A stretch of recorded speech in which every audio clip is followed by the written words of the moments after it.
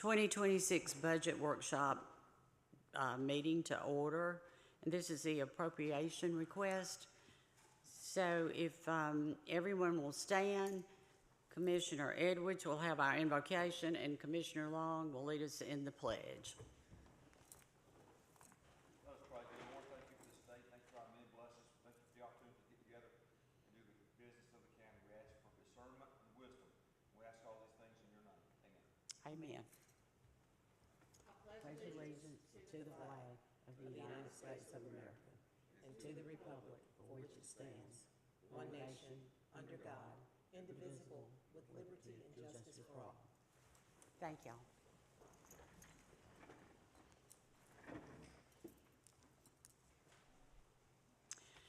At this time, we'll just turn the meeting over to Ms. Brittany White, our Finance Director. Thank you for all the work that you've done on this. We really appreciate it. Thank you. Good afternoon.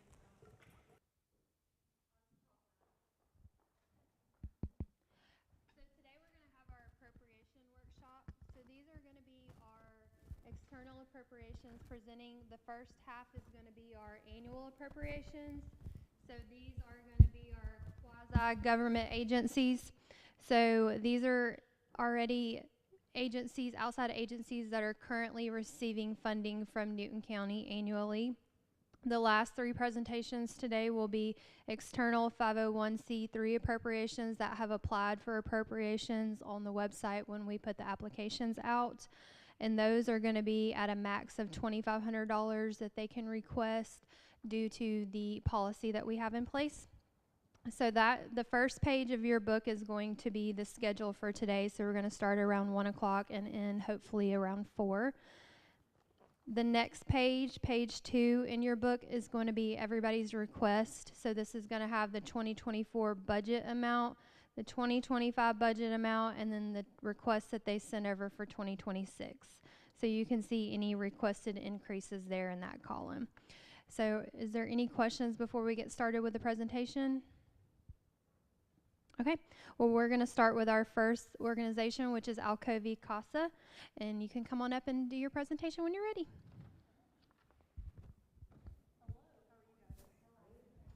New faces and previous faces. So my name is Lindsay Dykus. I run the Alcoasa program for Newton and Walton counties. We have been longtime recipients of funding through Newton County. And we are also fortunate enough to be in the old Cousins Middle School, loving the renovations, sometimes more than others, but just wanted to say thank you for what you guys do for us. Thank you for the consistency that you have shown us. I have been with Alcoasa for 17 years this year, and we have, to my knowledge, always received support from Newton County Board of Commissioners. I've been the CASA director for the last 10, almost 11, and I know we have for that amount of time.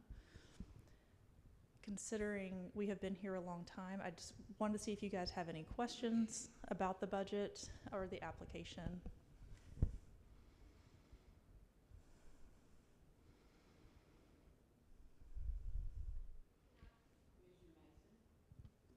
Thank you, Madam Chair.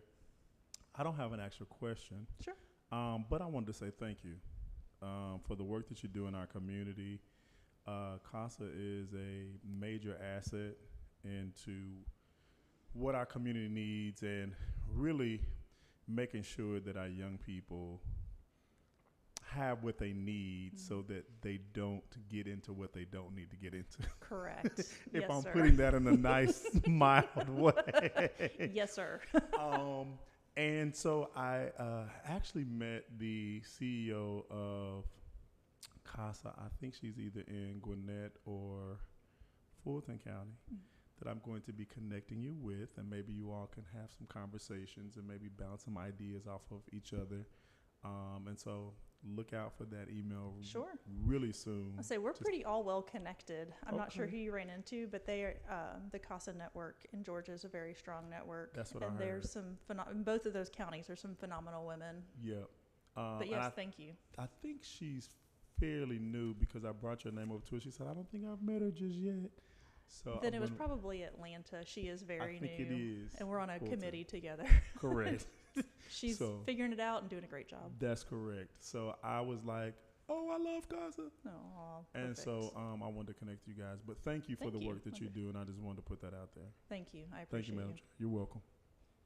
Thank you. Appreciate it. Any other questions, anything? Perfect. Thank you so much. Thank you for being with us. No Thank you. problem. Happy to. Thank you, Lindsay. And I will also mention that Alcoa's CASA request for this year was $15,666, which was the same that they've received the prior 2 years, so there was no increase in their request. Okay. Is anybody from Defax here? Okay. Our next presentation is going to be Newton County Defax. Their information will start on page 20 of your books. And their request for this fiscal year is $109,619, which is the same that they received in the FY25 budget. I will also just mention one thing. I do have audits from most of these entities. If anybody's interested in looking at their audits, I just did not put them in your books because there's so many pages and I didn't want your books to be 1,000 pages. So I'm happy to provide that at your request. All righty. So good afternoon. I am Kenya Wooden. I'm the County Director for Newton County Defax. I have been in Newton County for 4 years now in Defax. And in this 4-year period, this county has grown a lot. And with the county growth, there's growth with us. And so I just wanted to give you all some numbers so that you all can have kind of like an idea of what it looks like. And so I'll start with like the OFI side of things. And so with TANF, and this is just for a month. So this is February 2025's data. TANF active cases for Newton County, 91 active clients. And I want to compare it to like a neighboring county. So it's 91 for Newton County, Rockdale County 45. Okay. Applications processed, 59 Newton County, 37 Rockdale County. Monthly benefits for TANF, Newton County, $15,120, Rockdale County, $6,003.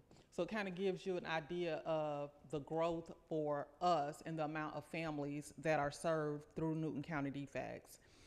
Food stamps, active clients, Newton County, 22,561.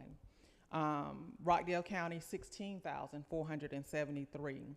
When we're looking at finances from the state as it relates to like food stamps, Newton County, $4,296,000 and 83.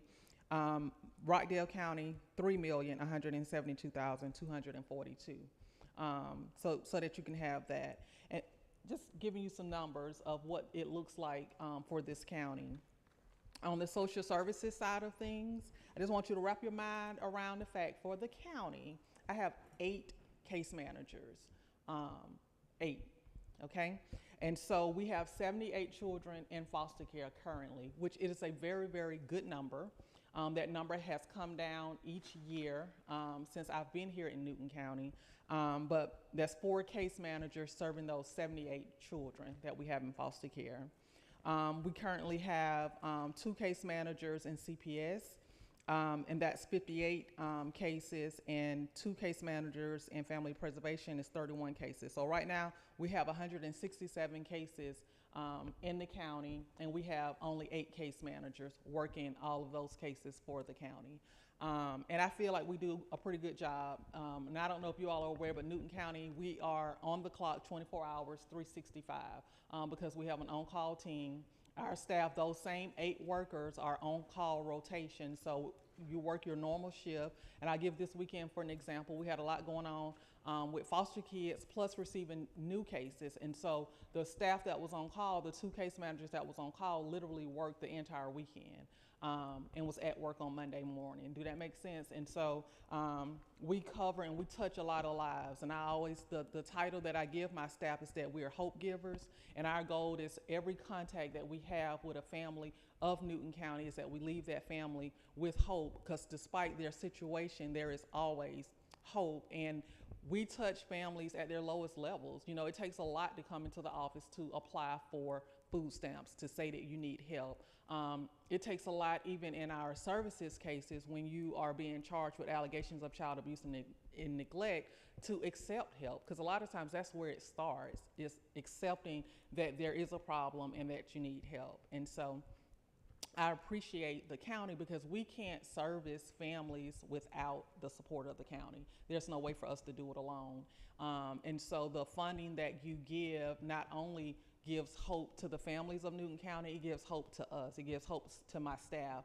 With the supplements that the county give, it helps retain staff. All of my case managers have been with the agency going into 2 years plus now. So I have some case managers that are in their 4th year, which is something to really, really be proud of, because a lot of Defax office, the turnover, and even when I first came, the turnover was like every 6 months.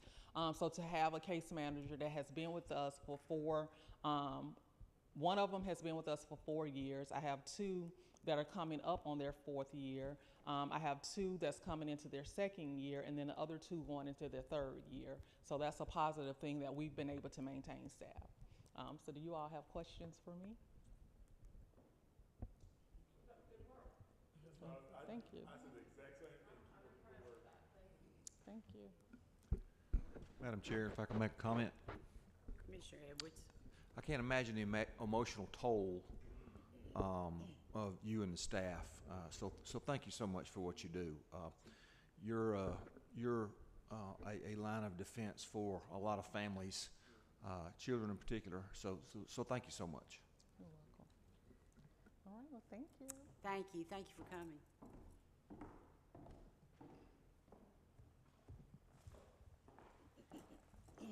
Okay, I think we're running a little bit ahead of schedule, but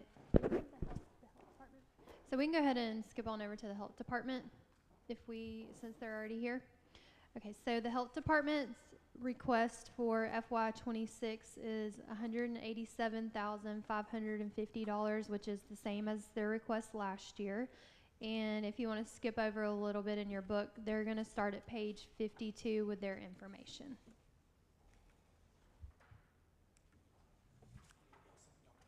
Okay, thank you. I could have gone all day without seeing this. So good afternoon, everyone. My name is Joseph Sternberg. I'm the Chief Operating Officer for the Health Department. I have with me Ms. Betty Vitale, who's our Chief Financial Officer.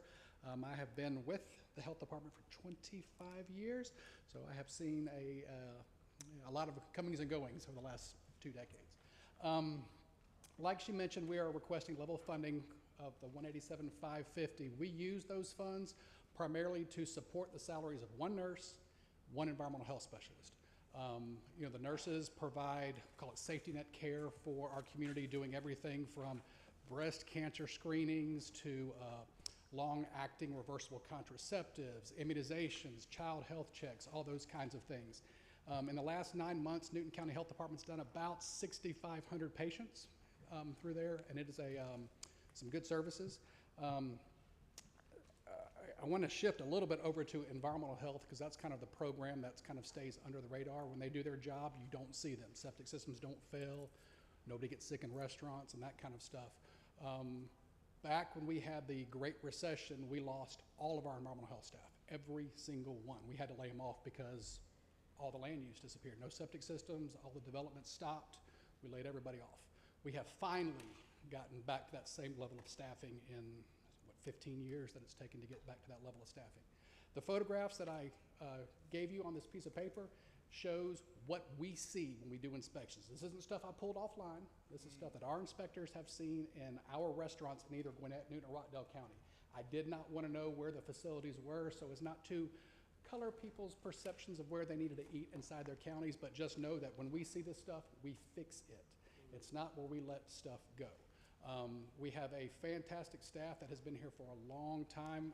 Environmental health, as one of our programs in public health, has the lowest turnover.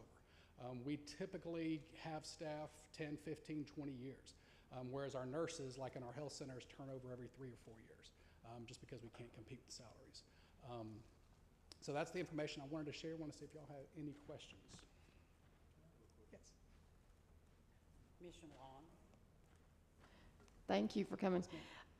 Explain to me, I know that we share this agency with, is it 3 counties? Okay. So how is Newton County staffed? Primarily just from a standpoint of, like, on a daily operations, who's here? Because I do get every now and then, I get someone calling me saying they can't get somebody in from our environmental health. So just trying to understand that. I've never had a problem. I'm in the real estate industry, and I've called several times, never had an issue. But so how are we staffing the office here? Do we have an office here that's staffed? Yes, full. Okay. So the staffing in Gwinnett, Newton, Rockdale are independent.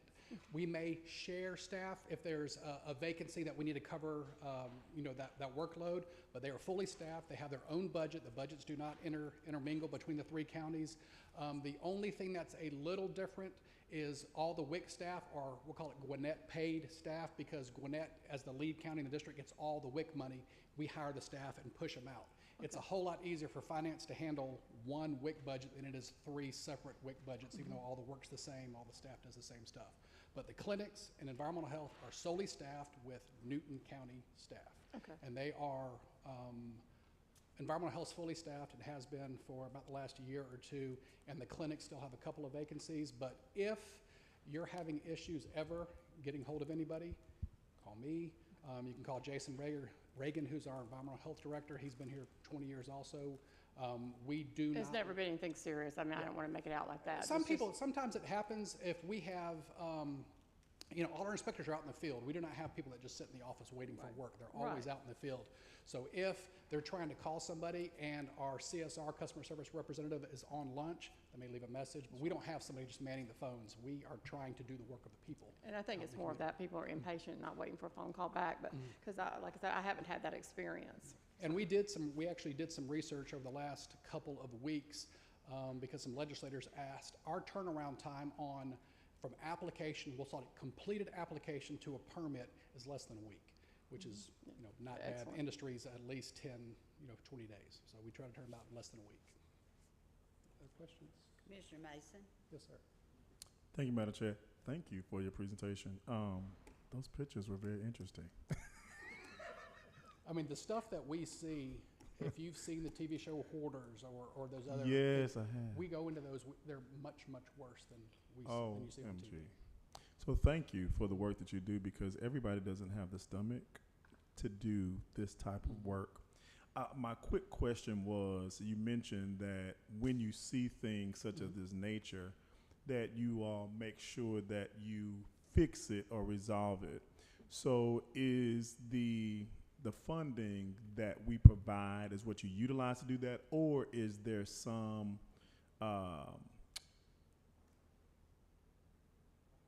that's pushed back on, say if it's an apartment complex like you showed on one of them, do they share in some of that funding, that apartment complex to get that repaired? Yeah, so we have 2 different mechanisms. One for permits, like for restaurants, hotels, motels, they have annual fees. That usually covers majority of the cost to do the inspections, do the permitting, and those kinds of things.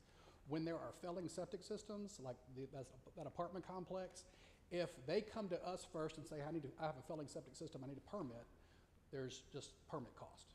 But if we have to go to court and do that kind of things, there's a penalty built in, because we have to cover those costs of going to court, of tracking those people down. It's I think it's about a 50% increase on the cost of the permit. We're not talking lots of money. I think a permit is $300. So it adds a little bit of a financial incentive for them to fix that thing, again, to cover that cost. So there basically is shared costs, with the health department as well as the owner of, say, the restaurant or the apartment complex. There is a shared cost with that. Yes, we don't believe in putting the cost of doing business on the taxpayers. It should be on the cost of people running the business. That's the point that I wanted to bring out, and you brought it out. Yeah. Thank you. I appreciate you. Thank you, Madam Chair. Thank you. Any other questions? Talk about fees. Are we in line with the fees with the other counties? Do we need to relook at those fees? I mean, time's gone by. Do we need to raise some of those fees? We look at our fees on a pretty frequent basis. I think it's been 5 or 10 years since we've increased fees. Because again, we're trying to find that fine balance because we don't want to put a burden on, be a barrier to people getting into business. We try to be kind of consistent across the 3 counties because the work is the same across the 3 counties. The way the fee process works is, we would present it to the Board of Health, and with environmental health fees, if they sign off on them, then it comes before y'all. Under the law, Board of Commissioners have to approve environmental health fees. So we will see, again, how that, how that plays out. I do want to put one caveat in, not speaking for legislation or whatnot. There was a bill that was proposed that will pull environmental health out of the local health department and have it done at the state office. If that happens, fees are done completely different because they're not, environmental health is no longer a local program, it's a state-run program. So we would have less leeway to respond. Did that pass? It don't think it has not been heard in committee yet. It's House Bill 665. Well, it's done for this year then. Yeah, it'll probably, I'm not speaking for or against legislation. I'm Yeah, not that's gonna do fine, that. that's fine. But there are potential consequences, good or bad, should that legislation pass. It would kind of get rid of this whole Well, it conversation sounds like about we might need to fees. speak up then, okay. Chairman, Commissioner Henderson. Thank you. Well, first of all, y'all forgive me for being late. Sometimes I get kind of held up, but that's life. Our food permit trucks. I mean, so they come in, they get a truck, food truck. They come in and get a permit from y'all, don't they? Well, the How law does it changed a work? couple years ago. There's one permit. So if you get a permit in DeKalb County, you can operate here. You just have to go back to your base of operations every day. There's no like if you pass from county to county to county, you don't get a permit in each county. You may have a business license in that county or something else, but from a food service standpoint, one permit for the entire state. Oh, okay, and the reason why I asked that question, because I think one time, a long time ago, we had outside concert at our cousins, historic our cousins, and there were food trucks everywhere, and they left a whole lot of paper and trash, etc. And I just wonder, are we getting some tax from those? I mean, from those trucks that came in and sold the food or whatever they were selling. So if they had a license to sell beer from that truck that got into DeKalb County, they come down here and sell it too as well. They can from a food service standpoint, but if y'all have zoning ordinances or those kind of things that prevent food trucks, we defer to y'all. That is y'all's control as from a local standpoint. So we can issue the permit for that food truck to operate, but they may not be allowed to operate in that county, if that makes any sense. Okay, thank you. Any other questions? Thank you so Thank you much very for the much. work you do and for coming. We appreciate that.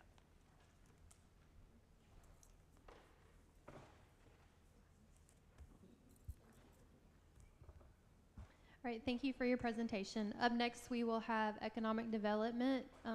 Their request for FY26 is $350,000, which is the same amount they received in FY25 budget.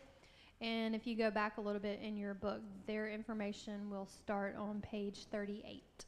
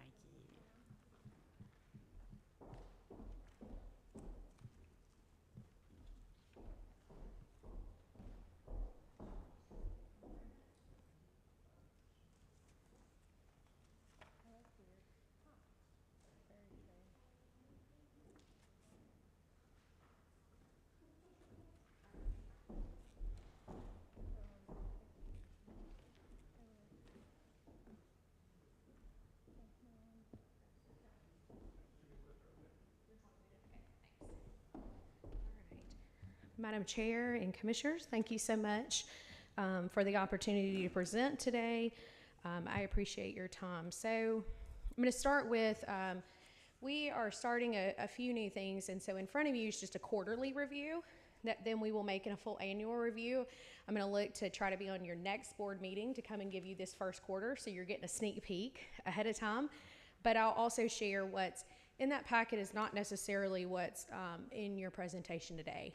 I think you all are aware, but I just always like to go back and talk about what the IDA does. And so stated in our bylaws is that our focus is to promote the public welfare and good for industry and trade while reducing the unemployment rate to the lowest extent possible. So our job is to make jobs, and our goal is to create jobs and make sure that we have a well-run funding tax base, as well as the promotion of our community. I think you're familiar with our board members, as seen here, and then also our three main points: retention, recruitment, and sustainability. Everything that we do revolves around those three main topics. So just a quick snapshot of who we are right now. I think y'all are aware of this, but our current population is about 122,000. We're looking to grow by another 11,000 in the next 5 years. And so I want to take you a little bit back on what we've done in preparation for that growth and where we particularly use our budget funding. So what you'll see on the screen here is our median household income in comparison to the entire country.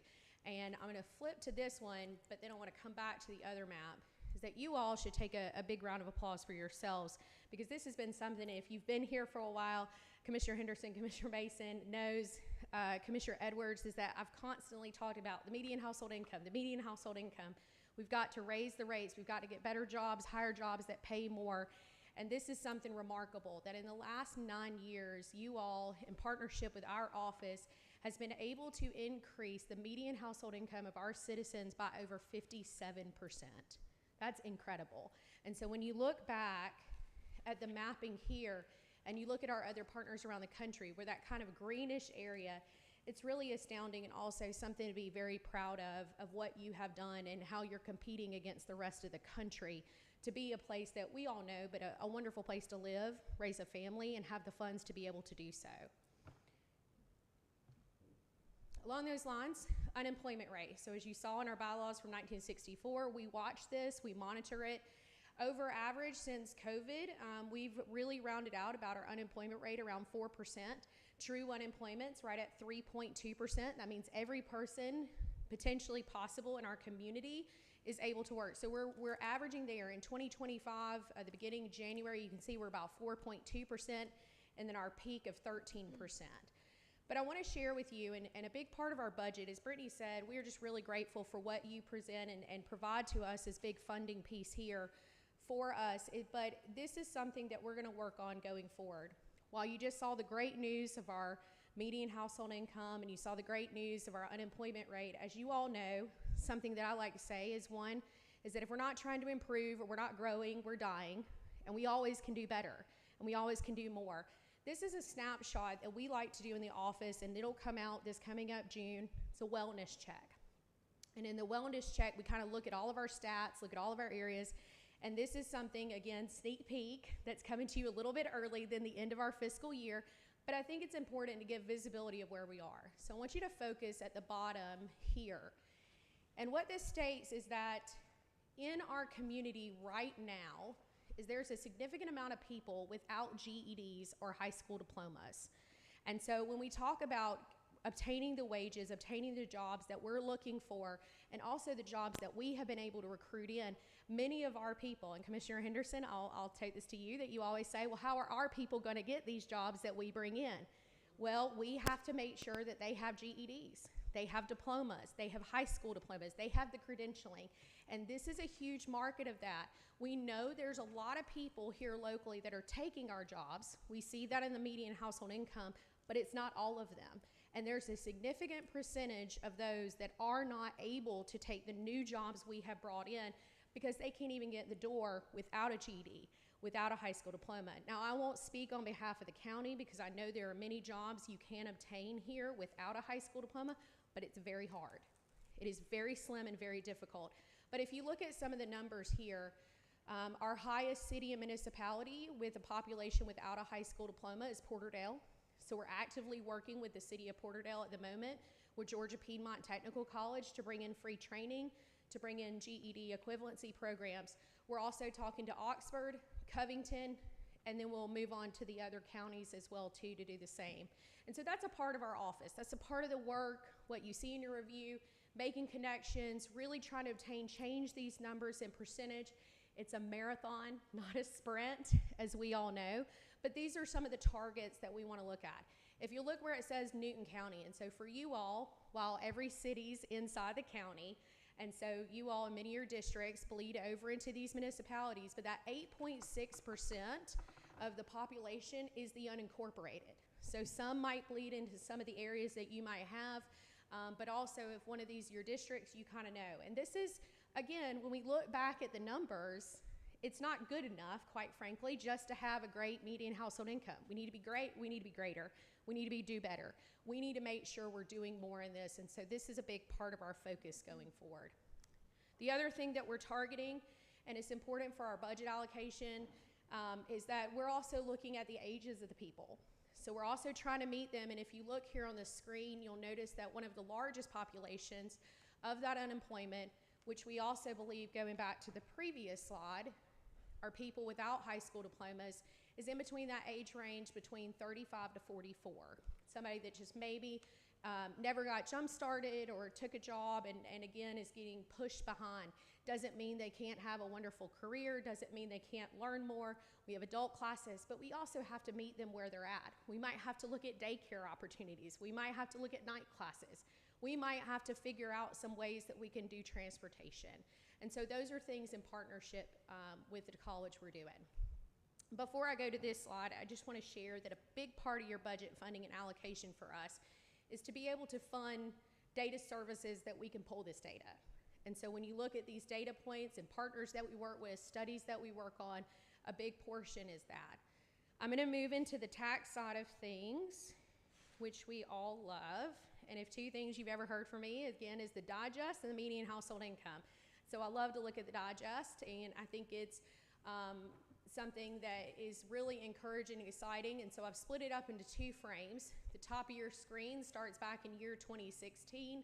And really that's when we started to heavily monitor in our office about the digest, what it really means, the breakdown.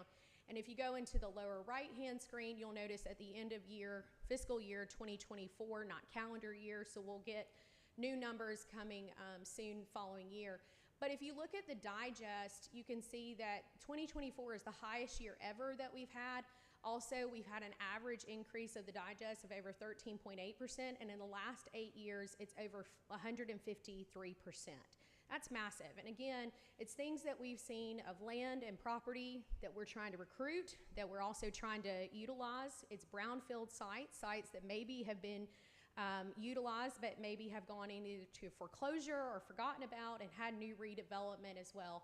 If you notice, there's kind of a dip in the COVID year, and then again in the footnotes it talks about the increase. This is something you all should be really proud of too, as well as Brittany and the team here and the work that they've done on a financial end.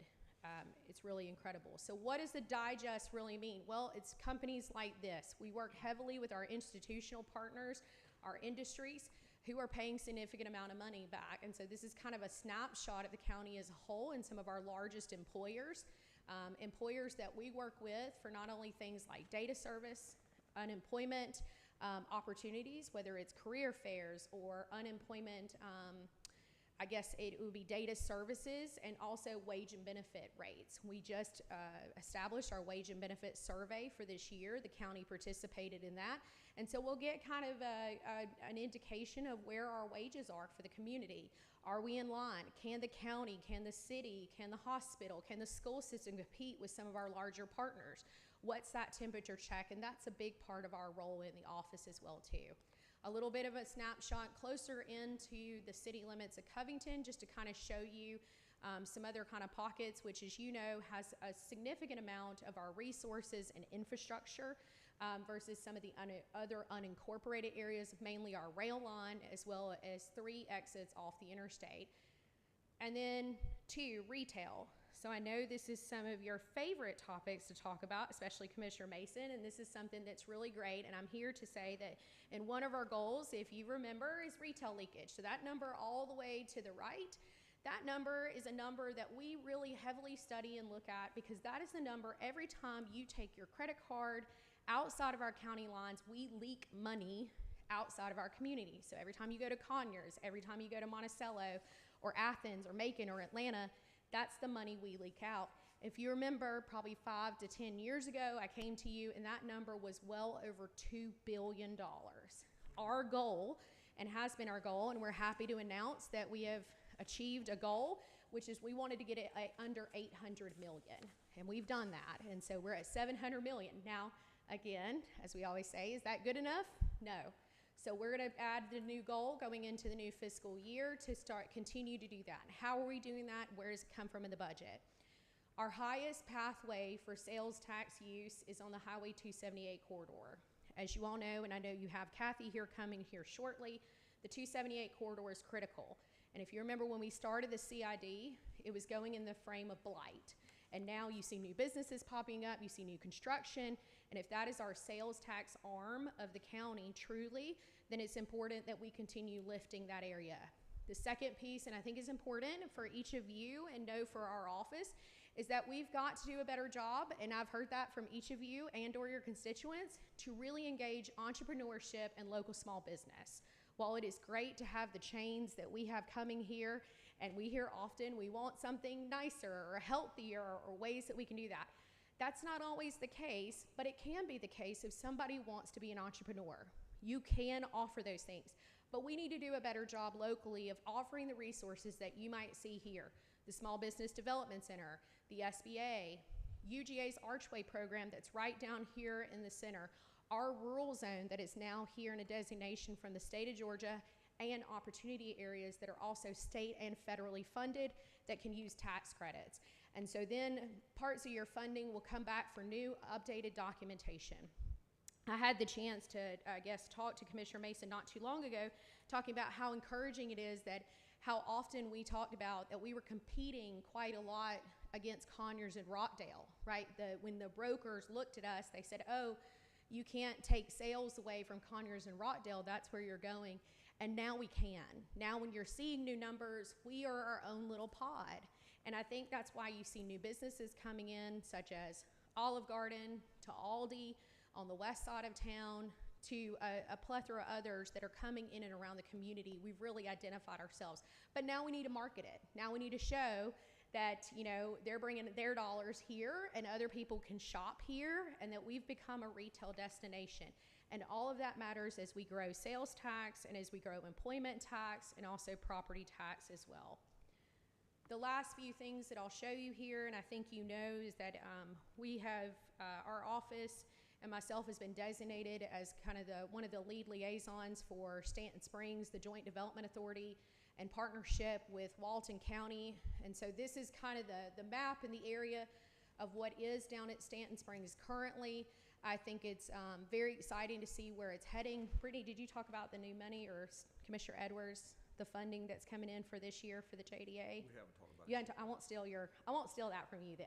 Go ahead, you're fine. Are you sure? Okay, all right. So we're very excited, and I think for the Joint Development Authority, this is the first year that they have sent back money from Stanton Springs North, which is the Rivian site. Rivian is and has been paying taxes since inception, and so funding will come back, and then also funding back to the south. So over $5.5 million will come back just purely on pilot funds back to the counties.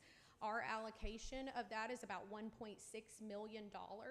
And then on top of that, Takeda funds will come back to the tune of over $11 million, and our funding stream of that is a little over $2.5 or $3 million. And so more and more are we sending more funds back. There is still one remaining parcel for the Joint Development Authority, this green spot on Highway 278 that's in Newton that we're actively recruiting into. But it's just encouraging to see more and more funds to come back this way as we're achieving that. So that was quite a lot. I just want to thank you.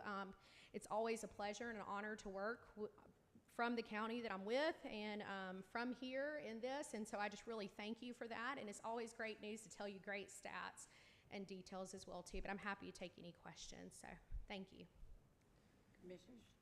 Commissioner Henderson. Thank you, Madam Chair. The question that I have, and you know the one that I'm going to ask. Now, I know we've been getting some money back. I think last time you gave us a check, I want to say last year, $400,000, something like that. And the check was given back to the county. That was our portion of it. And I think it went straight to, it went to general fund. You know, and that's good. But, I would like for us, Commissioner, to take a good hard look at it and put it in a fund separately by itself, because when it was originally done, and I was a little younger man there, I didn't have all this gray hair on my head, had a little bit up here on the top of my head, and it was originally done, was supposed to help the taxpayers of Newton County, because we talked so much about commercial growth and how it would benefit the entire county.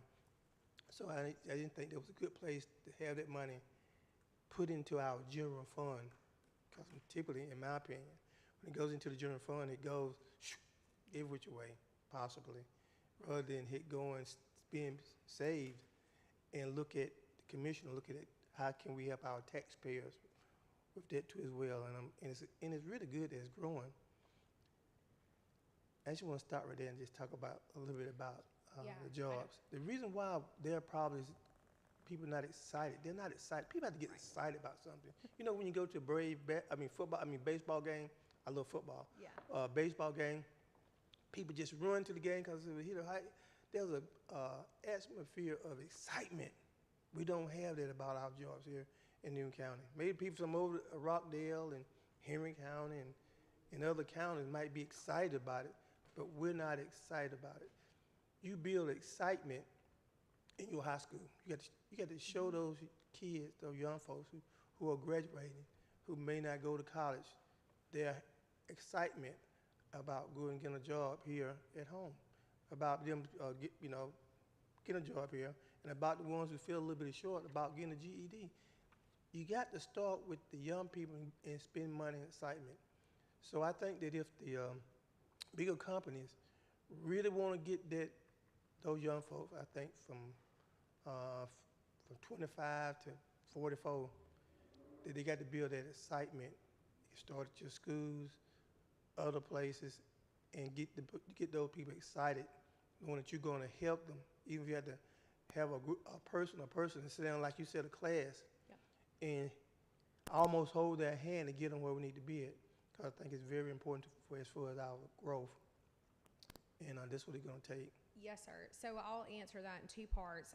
I don't know exactly where the funds of the Joint Development Authority go back to when they're received, but I'm assuming it is the general fund. The JDA does not dictate that, and so we can have a discussion or if however we can help in that effort to see where it would go. I do know that as this number increases, there have been funds that have come in just kind of, I don't want to call them late funds, but funds that the JDA does not budget for, and there have been funds that have come back, and with the JDA is trying really hard to become more of a streamline for you all, and in the light of House Bill 581 too, to kind of know what the numbers are. The second thing about what you talked about, excitement, and I completely agree, and if you look in the quarter updates, and also something we'll give in the year review, is that's a part of our role, is to try to build that excitement. If you'll notice, we're bringing in buses and the career fairs and getting students and really encouraging them, because again, right now in Newton County, we have jobs unlike any other, and our students and our citizens should be excited. And those that do not have GEDs or high school diplomas should be the ones to obtain them. And we're going to do everything we can to make sure they're ready to go in your districts, in your areas, and also in partnership with Georgia Piedmont to make sure of that. So I appreciate that enthusiasm and excitement around it as well too. And if I may just close on this, there's got to be some stakeholders, not just you can have a job fair, and I've been a part of job fairs in the district and others, but you got to have stakeholders throughout the community who will be very excited about those jobs, who want to go to those people. Yep. Could be churches. It could be somebody at a few people at church say, well, we got these jobs, we want y'all young folks at church to go and apply for them, Right. or go and do this in order to obtain them. And I think sometimes that what I believe we have to do. So I'm hearing you want to volunteer. You're my first stakeholder, Commissioner Henderson. Hey, look here. I would love to volunteer to get the message out Okay. about those jobs. But then once again, you got to have support too as well. That's right. And so, Yes, sir. but the bottom line is, when we first came up on the Joint Development Authority over there and get the jobs and back south and all that, it was to help the taxpayers That's right. of Newton County because all those abatements that we gave. Yep. I mean, we were giving away money for just about everything. And then was promised, I heard the promises that once they became online, we got all those people here that, oh, guess what? There's going to be so much money coming. Well, maybe it's coming in now. Yep. But let us not forget the taxpayers of Newton County who have suffered over years and paid that extra $200 or $300 a year on their tax bill just for those larger companies that come in. Yes, sir. Thank you. Thank you. Commissioner Mason?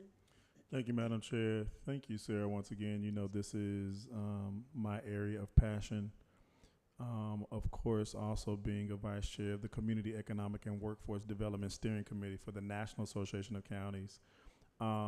This is an area of work that I heavily delve into and that I think is very, very important and vital for a community, a thriving community, should I add, like Newton County.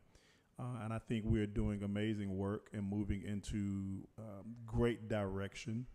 And so I'm excited about where we have come and where we're going. With that being said, you mentioned earlier in your presentation in regards to opportunity zones. I know we haven't done a lot with that, and I think we only have maybe 2, I believe, here in Newton County. What is your plan to kind of really start marketing those opportunity zones for entrepreneurship and finding ways for them to build businesses on those opportunity zones, and how are we selecting those individuals that want to be entrepreneurs and businesses to be able to take over those opportunity zones? So basically, like, what's the plan for those 2 opportunity zones we have in Newton County? Yes, sir. So a couple of things. You're absolutely right. I don't think, in my opinion, we've done a great job of making people just purely aware that we have federal opportunity zones or even state zoning that offers tax credits, financing support, or even as something as simple as business support, just trying to get you launched. And so first things first is identifying the sites, bringing into awareness. We want to, and we're targeting right now for the new fiscal year to come in and do, whether it's kind of the town hall discussion in each of your districts, or we come here and do a work session and just kind of bring in the experts. And so I'll lean back on you to kind of consider what direction.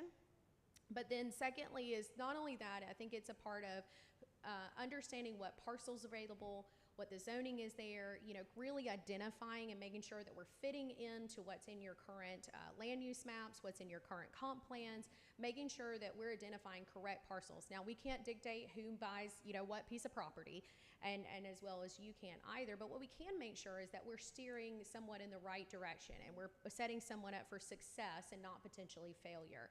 And so I think first is awareness, second is really understanding and indicating what we have and what we have available, and making sure that we're very clean and secure on understanding those parcels of availability. And then thirdly, I think, as Commissioner Henderson said it, this new fiscal year, I think it really comes down to making sure that community members are actually obtaining and being excited about it. You know, be excited to utilize the resources we have here that we really have not done well. And so making sure that enthusiasm of stakeholders, we want to start creating people that talk about, hey, did you know we have this tax credit for you? Build a new business, build something healthy, build something fun for your friends. We now have the opportunity, and again, please don't hear me wrong in this. I'm not saying our community is in a place of wealth that we don't have poverty, or we don't have the wherewithal to make sure that every citizen can make sure that they have what they need here. What I'm saying is that we now have the ability, with our median household income, to have some of the resources or businesses to make sure businesses can thrive, and make sure that a small business can stay open, and make sure that we are able to, you know, really make a business work here now. And so as a result of that, we need to take advantage of it. So I kind of 3 parts, and then it'll lead into those, but really leaning on you all. And I don't think it's out of the question, while the opportunity zones are heavily in your district and Commissioner Henderson's district, but it doesn't mean that District 1 and District 5 can't encourage someone to be an entrepreneur in another district. Or even District 3 to be an entrepreneur somewhere else or know someone who lives there. And we want to encourage that cross-marketing as well too.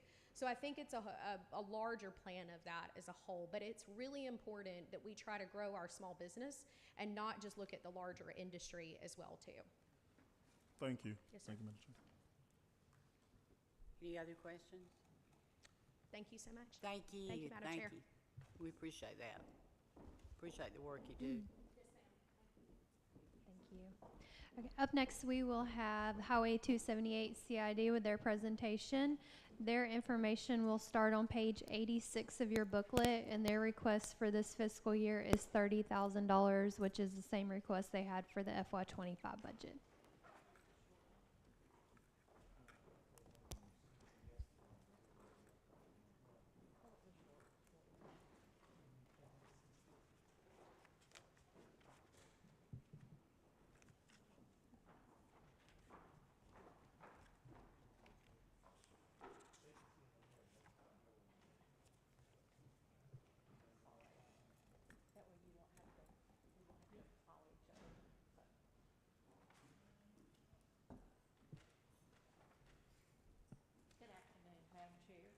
Hey, good afternoon.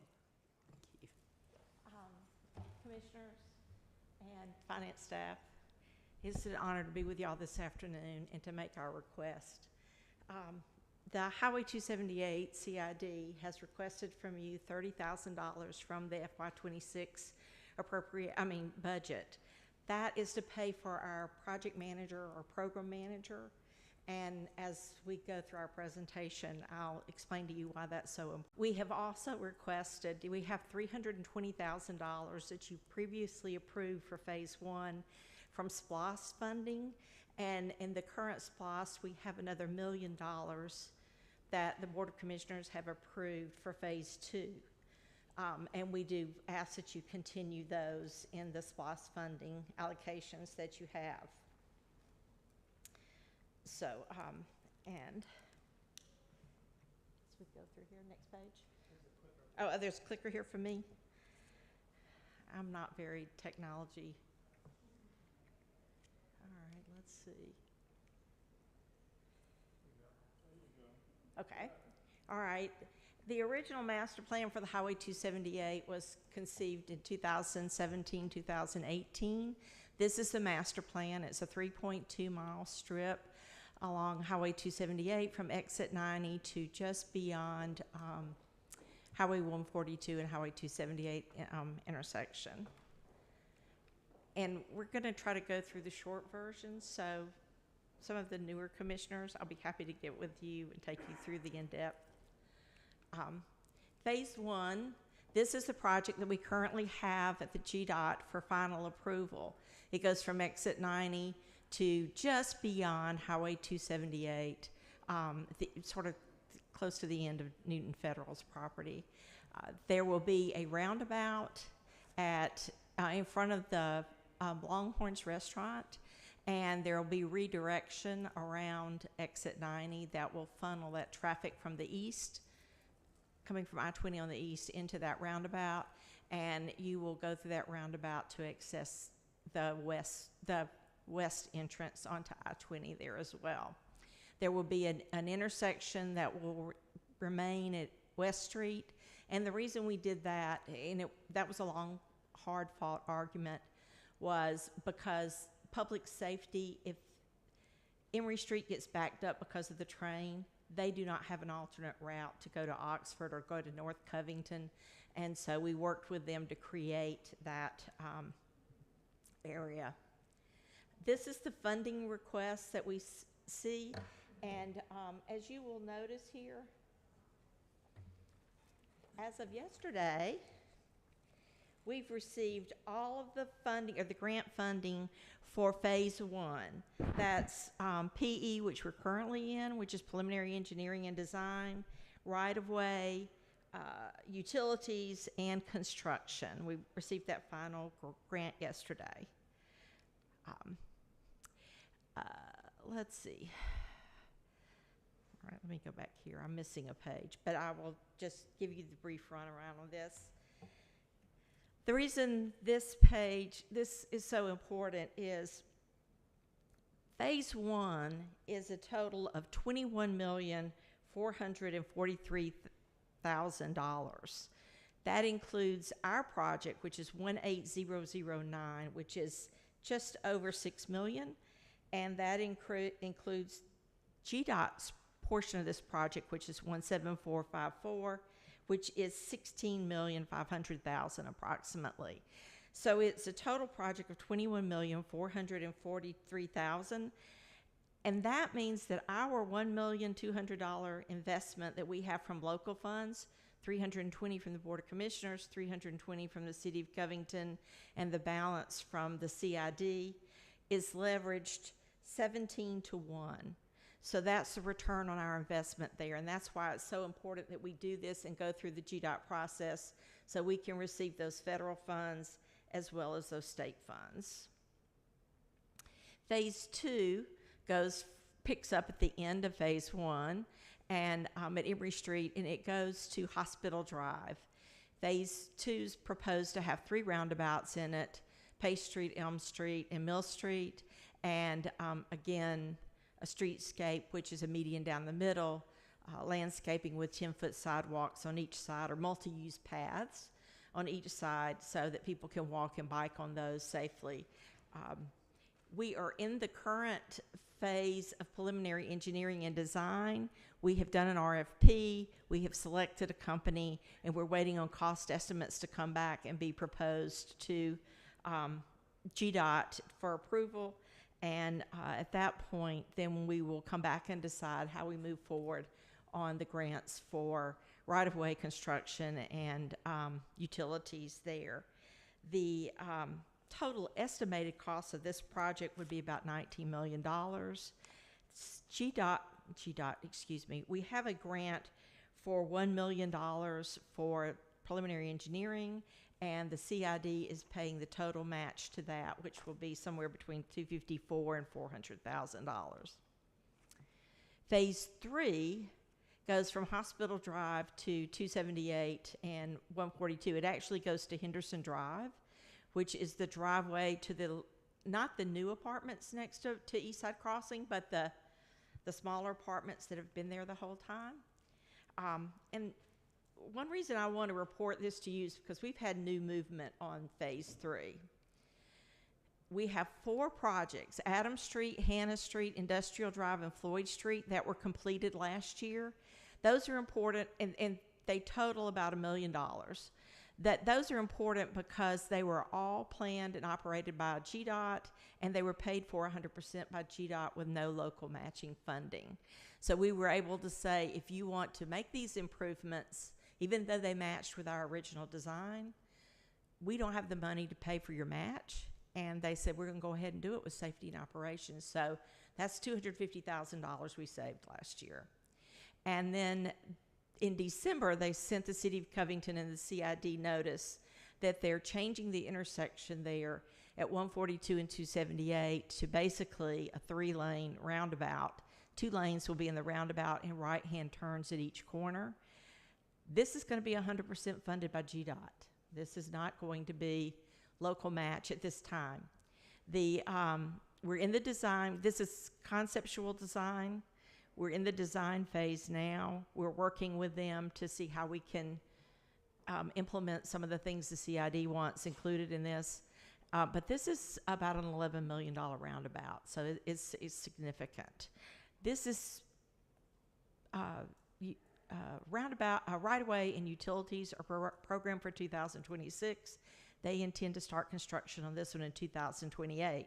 So we'll have both ends of Highway 278 under construction in 2028. I'm not sure I'm 100% aligned with that, but that's the plan. So, and what's important there is this is $11 million worth of work within the Highway 278 CID. They have not requested matching dollars from either the City of Covington or the CID or Newton County. what the CID has done to help Newton County, we've improved the tax values on the CID by 34% in the last 6 years. We have, we're the largest, or I will say largest, we're probably neck and neck in retail investment in Newton County. And the reason I say that is because we have some other areas that are growing.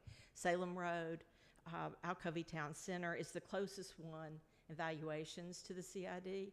And then, of course, the Walmart strip on 142 here in Covington. But we have seen phenomenal growth. Those numbers do not include the new Olive Garden. They do not include the new strip center that's going in behind CVS or beside CVS. And they do not include the new hospital offices in East Side Crossing and at Mill Street. So those have not been totaled into our valuations yet. They're too new for there. So we expect those numbers to grow even more next year. We also have seen an increase in the type of retail establishments that are coming to Covington and the type of investments that are coming to Covington. And they're picking the CID because we have a plan. They know what their future is going to look like, and they want to be part of that future, and they can see where they can grow, and their investments can grow, and their returns will be greater. With that, I'll take any questions, but that's our request, $30,000 in this year. Oh, the program manager, I did forget to tell you that. I highlighted each of these projects because we have 4 projects we have to monitor. We're either responsible for or we have to monitor through GDOT. And those of you that have done any transportation projects, and all of you have sat in on some of them, it's very crucial that you participate in any calls, any meetings that they ask for your input in, and to follow and be sure that they are following through with the intent of what you agreed to begin with. So we have hired a program manager, Jimmy Garrison from Thomas & Hutton, and he has started working with us since the beginning, and he stayed with us. But we're now monitoring 4 projects. And when we just had one project, it was a job. It takes a lot of my time just scheduling the meetings, making the follow-up calls, answering the questions. But Jimmy follows to make sure we are in compliance and that we're following the direction of both the federal government and the state government. Because sometimes when we're talking to GDOT, they give us the GDOT version, and Jimmy will say, now, wait a minute, this grant says, and he and I have to go back and pull up the grant and refer to that. So that's a critical person for us, because y'all know I love this project, and I know Newton County, I love Newton County, and I've been in transportation all my life, but I am not a transportation certified engineer, and this means that I don't have to pull Chester in on every project. I do pull Trace in from the city of Covington, so because they're our partner as well. And but I wanted to let you know that's the request we have from you. It's not to pay my salary; it's to pay this person that we have hired to insure us, and then will help us monitor all 4 projects. And that's why this funding is so important for us. Any questions? Thank you. We appreciate you coming. Appreciate Thank your you. work. And can I take a moment to recognize JC? Sure. JC, it reminded me when Sarah made her presentation, and she was making the presentation about, Stanton Springs. You were the only commissioner that was here when you originally voted on that, and that have been. Oh, I forgot.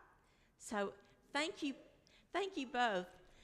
Last week I was down there at a meeting, and when I was coming back to Covington with one of the individuals that we were meeting with, they said, Kathy, would Davis have ever, what would he think of Stanton Springs and Stanton Grove and North and South Stanton Springs? And I said, this is beyond his wildest imagination. And they said, well, what made him so successful? And I said, everybody gives Davis credit for it. And I humbly, agree with that. But it wasn't him. It were those of you that agreed, those of you that knocked on doors, and those of you that have stuck through it through the years. And for y'all that weren't a part in the beginning, but have continued to stay with it since then. So thank you from the bottom of my heart. Mr. Henderson? Yes, ma'am. Thank you, Madam Chair. It was Davis who sold me the idea. Myself, Hubert, Leanne, and Danny, and Tommy. I think Tommy was there at the time too. He the one sold us that idea, and with me, he never left me. And I was just paying about even the years that when people saying when we did toy and fella all of them and run around the square, we never gave up, we never gave in, and there's something really beautiful and will enrich this county as a whole for years and years to come. Yeah. And we thank you. Yeah, thank you. And thank all of y'all, because we have many people like that have taken the flag and carried it since then. So I appreciate it. Real quick, Kathy, 25 years ago when we did Stand Springs, I'll be honest with you, I sat there on that board and I thought, that is a joke. We'll do it, but nobody will ever come. And most people didn't think it would come. And then all these years I've been in Newton County, I've watched the area grow, and I'm proud of it. But it was just a vision back then. It was a vision, and we didn't know how that would ever be pulled off, and how many people would want to come way out here to build a company. But I am so proud that we did that and had a vision and Davis had the vision, because we wouldn't have it today. No. All the land would be bought up and gone somewhere else. Yeah, Thank you. And having an economic developer like Sarah, she really loves Newton County and takes care of Newton County. Because we could have had things out there before, but she ensures that the companies that come are the companies that benefit Newton County. So, thank you. Yeah, thank you. Okay, thank you for your presentation. So our next presentation is going to be the Newton County Library, and their information can start on page 105 of your book. And their request this year is going to be $966,452, which is a $50,000 increase over the FY25 amount.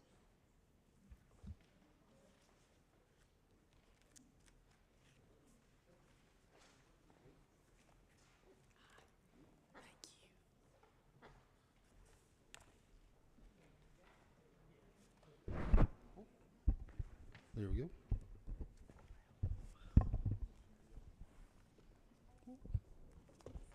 Got it? Good, ready?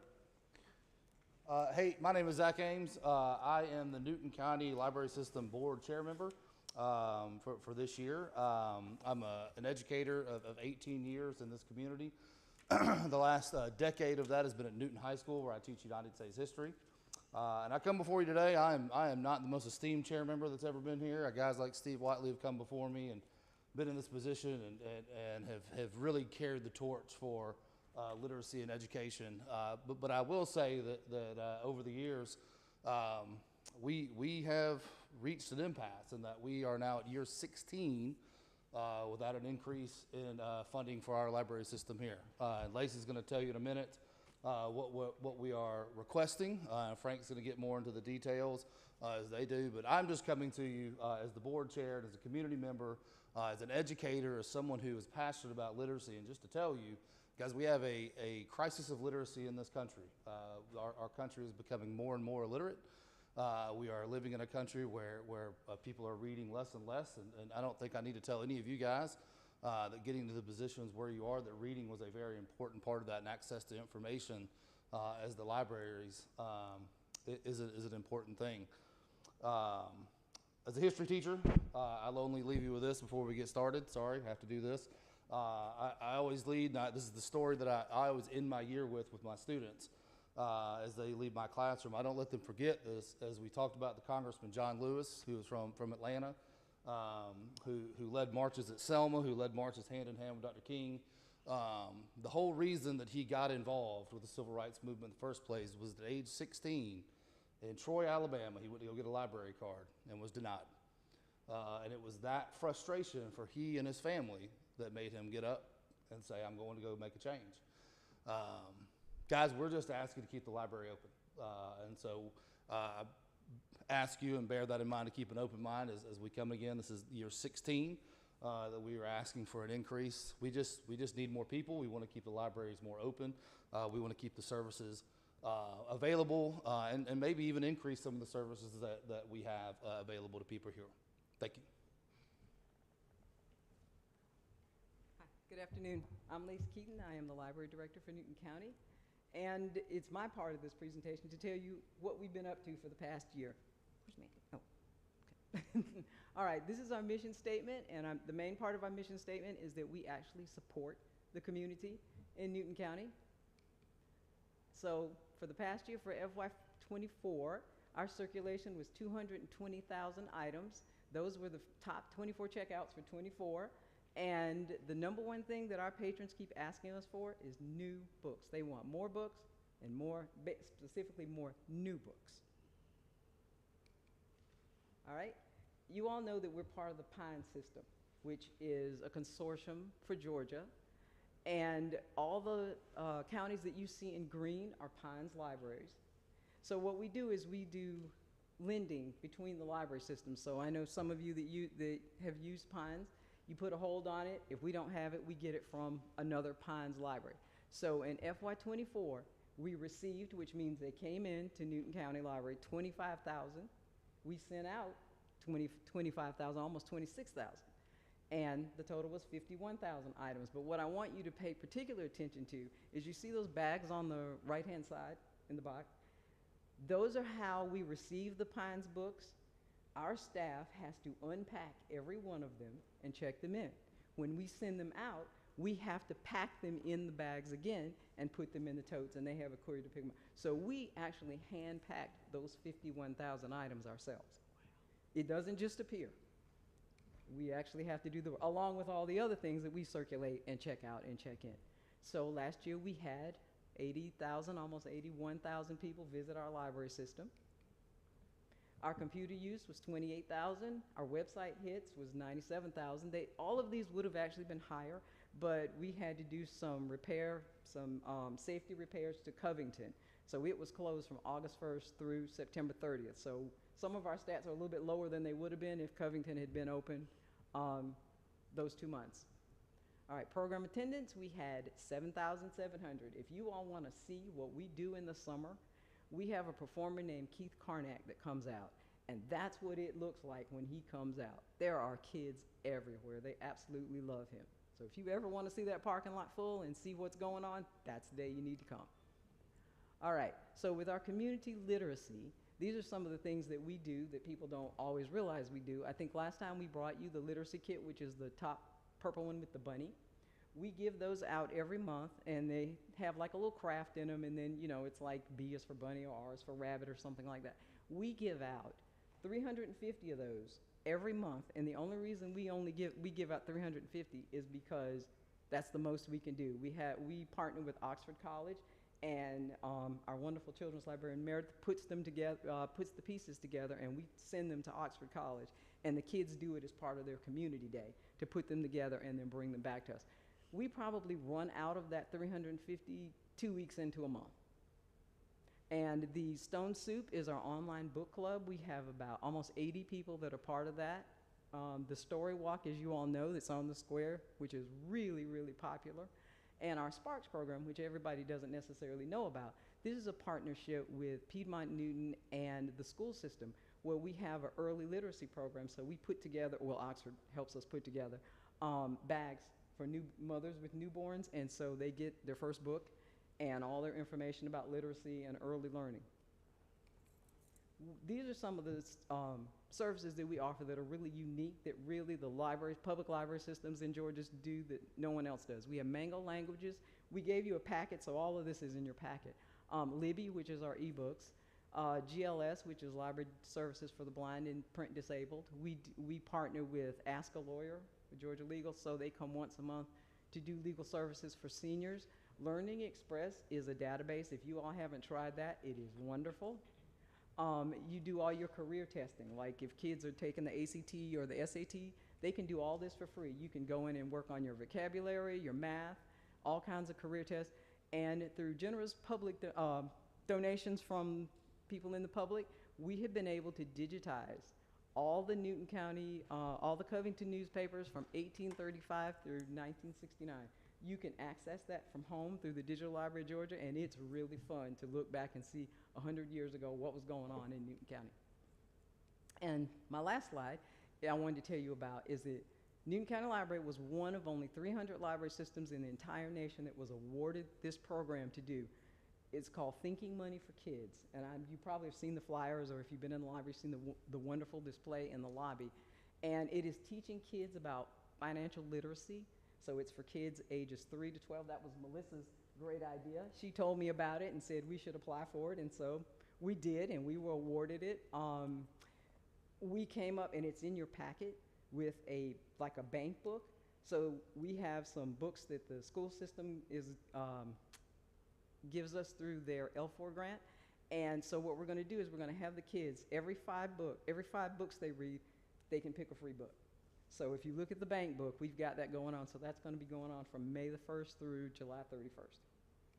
So that's my part, and now I'm going to turn it over to our board treasurer, Mr. Frank Turner.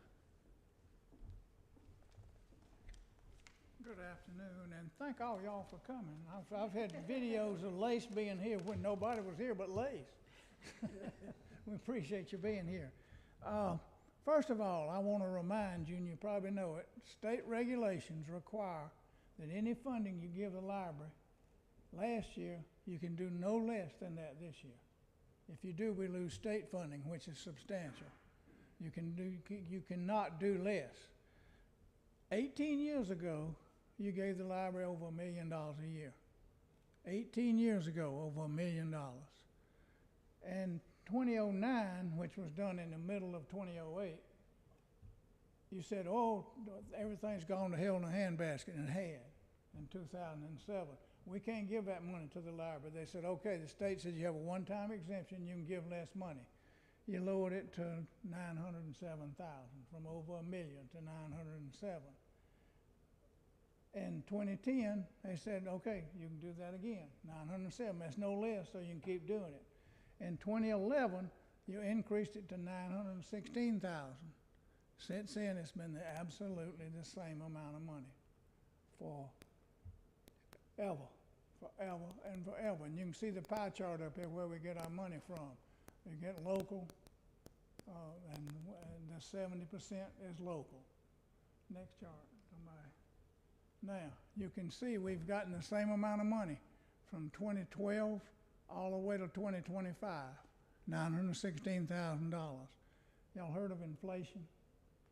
Money don't buy what it used to buy. Well, the $916,000 this year will buy $455,000 worth of goods. $450,000 worth of goods. It is eating us up. Now, how do we do it? How do we do it? You probably know, and the reason they don't give us any more is historically the library, the state recommended you have enough money in reserve to operate the library for a year. 1 year if everything dries up. And we did. We had over $1 million. And we've been using that. She's been cutting staff. We had 41 people on staff. We have 12 now. The library's just really gone downhill with, not with services, but with people trying to do those services. As she said before, $51,000 packages to do every year. And this has continued to eat into the program. Inflation is eating into it. We've done it with huge staff cuts, and we've dug into that reserve. Next slide. You can see this. See the red line? If we had not used the reserves, that's where our money would be. We'd be down to nothing. We'd be down to nothing. But we've been using the reserve to keep it up there where the blue line is. The reserve is gone. Next chart. You can see there, 24, 25, 26, 20, 26 is hitting even. 27, we go negative. We need some more money. We've got a perfect storm. I don't know if you ever heard of IMLS, Institute of Museums and Library Services. All those special needs things up there for children, Head Start, all these things are going away. They've fired the whole staff. The federal government is not going to come through with any of that anymore. So we're going to lose a lot of services. We don't have them. Our reserve is gone, and you folks are the only people who can keep us going. We got a perfect storm, and y'all can help us weather this storm if you would. Please, please, please. We need $500,000 more, and I don't know where you're gonna find it, but we hope we can keep going. Otherwise, things are gonna get bad. And we've got on top of that, we're run by the Board of Regents of the state of Georgia. We're not on the county's retirement system. We're on the Board of Regents retirement system and on their health care system. Their health care, you can see up here. In 2012, we paid $743 per employee. In fiscal 26, we got to pay $1,885 per person. That's going to eat into our budget like crazy. That's another part of the perfect storm, and there's nothing we can do about it. We would like to get the staff up to 20 people. That's only half what we used to have, but we'd love to get it back, 11 full-time and 9 part-time. And to do that, we're going to have money to cover their retirement and also their benefits. And this is where we would like to be. If full-time in 2012 be 98,000, in fiscal 23, fiscal 2026 it'll be $250,000 out of that little old bitty staff we've got over there. $250,000, $20,000 a month just to pay the benefits. And we need for y'all to really come through. I don't know where you're gonna get it, but we need to have all these things up here she mentioned before. They're going away. All of them can just go away. Just like, it just looks like coronavirus has ate it up. And I'm sorry, that's all we can do is plead with you for some money. Please, please, please. Or your library, we can turn it into a video rental store. Thank you, folks. I'll take this off so you can hear me. Hi, I'm Melissa Foyer. I'm your District 3 appointee. I'm an artist. I'm a graphic designer and children's illustrator and writer. I love Newton County. And here's my little thing. Mr. Rogers said, look for the helpers. We need you to help our small library do what it does best, serve our community. Our small library staff is made up of, how many people? 12?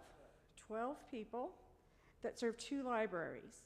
And the libraries are, I'm old, I have to take off my glasses.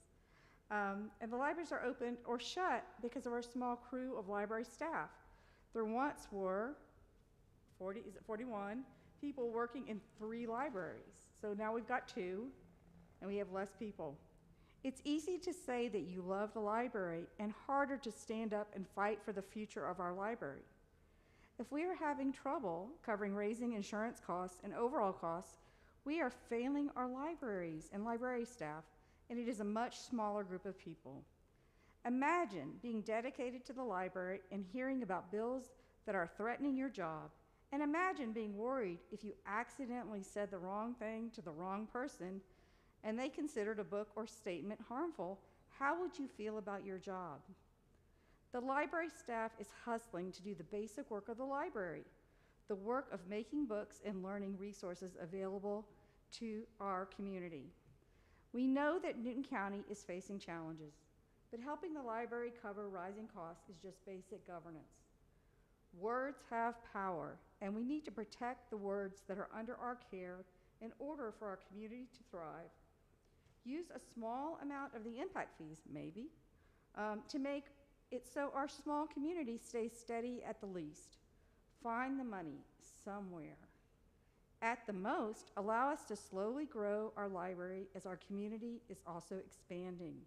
Words matter. Thank you, guys. Thank you. I'm Reverend Yvonne English, the co-chair of the board, the library board, and I fall on your mercy today. The library is just like your home. I know everybody, you have a house and or a car, and I bet you need something done to that house right now, and or car. The library is in the same position. Every time I go, it's a hole in the parking lot, a hole in the roof. Some upgrades need to be done. We've got to fight AT&T for better service or some company. I just threw that out there. All the companies that we have to fight.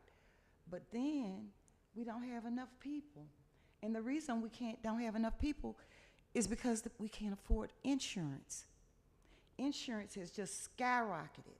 So we can't afford to hire the people, the full-time people, so that we can give them the full-time benefits of working for the library. So we're at a loss. So I fall on the mercy of the court today. Please help us. Please help us. We need more money. And like Frank said, I don't know where we're going to get it from, but we need you to dig deep if you can. Find it somewhere, but we need more than we had last year because there are so many other things. Just to keep going what you already saw, to keep those things going, we're going to need more money. He put the lights out on at the last thing. We're going to lose those things. So we need help. So please dig deep into your heart and find some kind of way to help the Newton County Library to survive. Thank you so much for your time. Thank you. Commissioner Long. Thank you so much for coming. This has kind of been on my radar since last summer. And I have been in the library, walking around like a stalker, talking to people and asking them what they think about the library and what do they need in the library. And it was really interesting to just stop and talk to people and ask them questions. And I was in the Covington Library a couple weeks ago just walking around, and then also the one out at Oak Hill. My concern, and then I went back and I took the hours that we have in Newton County for the library, and I went to look at all the surrounding counties to see what how many libraries they have, and to see what their hours are. We are definitely falling behind in that area, definitely. I was on this board before, 25 years ago, and we worked on the library then. We heard the library pleas then. It seems to be that you guys kind of get to the bottom maybe sometimes. But I think the biggest thing that I wanted to ask you guys is what happened to the Friends of the Library? What happened to that big group that we had back in the day? Well, the Friends of the Library aren't actually part of the library I know system. they're not. They're volunteers. They're a group of their own. Honestly, you probably have to talk to them Okay. because, you know, we have no jurisdiction over them. They're a volunteer group that agrees to be advocacy for the library system. Yeah, I've talked to a few of them. I think that we have to get our volunteer system up again and helping us. I don't think that we can give every funding that everybody needs because we need to give money to the taxpayers too back. So we have to look at it in all different directions, and it's the hardest job. But I do think that somehow as a board, I would like to see us work with you and your budget to see what is the best efficient way to have more volunteers to help us, see if there's other ways for funding that we can get, see if we can help with funding. All of the things that I think need to happen, and get these libraries open more hours. I mean, I really, my office is right beside the Covington Library, and I can tell you, I can pull out of my office so many days, and that library is not open. And I don't know the days, and I'm not keeping up with them and everything, but I just look up in the parking lot to see if anybody's there. It's completely empty. We do not need that building empty. Right. Are you talking about Porter or? I'm talking about the one in town, the library in town. We're only closed 2 days a week, Sunday and Monday. It feels like more. Maybe that was during the time that you were doing some It might have been the time we were doing the sprinkler heads this past But you summer. have, the hours are shortened some days, right? Yeah, the hours are actually much shorter than they used to be. Yeah. But I will tell you, it takes staff to run that library. Volunteers are great. We always, like, we were already using volunteers and using work study students to help us out, but we need trained, qualified staff because there are a lot of things with libraries, they're not like they used to be, and there are a lot of laws and a lot of policies that are state and, you know, about what you can and cannot do as a volunteer or an employee, and we need trained library staff. Okay, so you're basically not utilizing any volunteers anymore at the libraries? Yes, we're using volunteers. Okay, you do? Sure. But Okay. they're very limited on what they can actually help us with. What we need are staff people that can help with pretty Well, maybe much that's something that I can get with you and you can educate me on before we can Absolutely. make decisions. Any of you that want to come to the library and talk to me about the library, I am more than willing to step you through it and let you know why we made decisions we do and how the library runs on a day-to-day basis. You will be very surprised. And I'll say too, real quick, volunteers are great. I think we do need a Friends of the Library. I went to Athens, Clark County, their book sale library a few weeks ago, and it was fantastic, and they raised a lot of money. But if, like you said, you went to some of those places and you looked and their hours and stuff like that, what I can guarantee you is that if you go and ask them, is it volunteers that allow them to keep those hours that they do keep, they would probably say no. What volunteers allow us to do is maybe expand some of our activities, expand some of our, to take some of the work off of the stuff that our regular staff does. But you have to remember that people who are working for the library system, these are often people with college degrees. These are people with certifications. These are professionals that actually are trained to work in library science. And so, I mean, libraries are great. Now, again, I would love to see the Friends of the Library kind of get up too, but that is not the answer to keeping our doors open. I'm not saying it's the answer. What I would like to see is that, I mean, asking around, talking about programs, I mean, they could pack the books and put them in the green envelopes for you, the volunteers could, and that would help with something. I'm not saying not to give you money. I'm just saying to expand it. I'm only referencing that because you talked about the hours being open. So I just wanted to clarify that we do want more hours. We would love more hours. We would love more programs. I've had people email me before about, hey, why aren't the rooms, this kind of stuff. And really the answer is always, we just don't have enough people. Again, our staff has gone from 41 to 12. Those of you that own businesses, those of you that run businesses, you all would understand what would happen if you were running a company that went from that to that in a period of 14 years. It would be very hard to run that business. I think we also understand when you cut what you have to do too, so I think there's both sides of that. But I did want to find out about the Friends of the Volunteer situation, and then I did want to find out, more about what other sources of funding do you guys receive? Frank, you want to do that? Or what other sources of funding? I'm sorry, what was your question? Mr. Turner, what other sources of funding does the library receive? We receive the state, the school board, and the city. Okay. And they're relatively small. Do we do book sales or anything like that? Relatively small because it's a Newton County library. So. Yeah, that's right. And it is, and I want it to be open for Newton County. And one place with not much money, but they hold elections there. Mm-hmm. And they say they give us a couple of $100 for each election. It's like 14 hours, as you know, to get people there early. We have to keep people there, and we say, when you going to send us your money? Oh, we can't send it to you because you're funded by the library. We don't send you any money. Where does the money go? You don't know? Well, I don't know how much money it is. How much was it, Lace? It was $100 each time to use the facility to help, cover any costs that would come up, and we were informed that because we already receive an appropriation from the county, we are not eligible to get anything. But we have to have library employees there. Right. We end up having employees there from 5:30 in the morning until 10 o'clock at night most of the time when there's an election. So because we only have a handful of people, what we do is we take shifts. And that means we have to shift the whole day around, everybody's schedules and everything, just to accommodate something like that. Do you have any, do y'all rent out the room? I get a lot of calls that there's a room there and that people can't use it. Mm-hmm. Again, staffing. We're using it now because we have so few staff, we're using that room for children's programming over at Covington. Because you see how many people come to our programs. 7,000 people. When we need a lot of space, we have to clean it up, get it straight, take it down, we rent it out, we have to clean it up, take it down, clean it up. We have one person in our children's department right now, one. And she's the one that's doing all these programs, and we actually all just pitch in together. Something happens, and Mandy and I will get up and go out there and help do, I pack pines, Mandy packs pines, we do all those things. We have 12 people. We don't have the luxury of being able to say, oh, well, this is your job, and I'm not doing that. And the problem is that means that we don't get to spend a lot of time helping people when they come in and need help on the computer. We don't have enough people to sit there with them or to show them how to do things because we're doing all that 200,000 things, packing all those pines, doing all those programs. That's what it boils down to, because when you do a I think that's what the Friends of the Library helped do years ago, from what I remember. But anyway, that's fine. I just wanted to find out what happened to that program and what volunteers that we have currently. Commissioner Mason.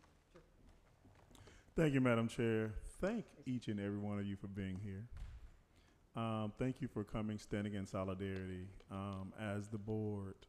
I think the objective is to find a way to enhance our library system. You all are coming for funding. Guess what? Every other department in the county is coming for funding. Right. And so this board's responsibility is to figure out, how do we provide you with funding along with everybody else that we that are asking for funding or asking for increases as well. And so I wanted to put it out there. I don't want the library board to feel that this board neglects you. So let's put that out there. It's not that that's what this board is their intent. Our intent is to fund the library system, to fund our sheriff's office, to fund our fire safety department, to fund our judicial system, to fund our tax assessors, our tax commissioners, our parks and recs. It's to fund everybody. And so when our tax assessors decide what those amounts are going to be, because this board, we help our departments based off of property taxes and fees. And so once they decide what that amount is going to be and the tax commissioner collects it, and they say, hey, Board of Commissioners, this is how much you have to work with, then we have an amazing finance director who says, okay, great. Now we have the number. And with that number, we have to say, okay, how can we service everybody? Right. And so we would love to not only give you 50,000 more, we'd love to give you more. Right. But it's all based upon the amount of revenue that we generate to be able to determine how we divvy those funds out. Right. And so I don't want you all to think that we're not wanting to support the library. We do. But we want to make sure that we are finding a way to support everybody, to keep everybody going. Our county is growing by leaps and bounds.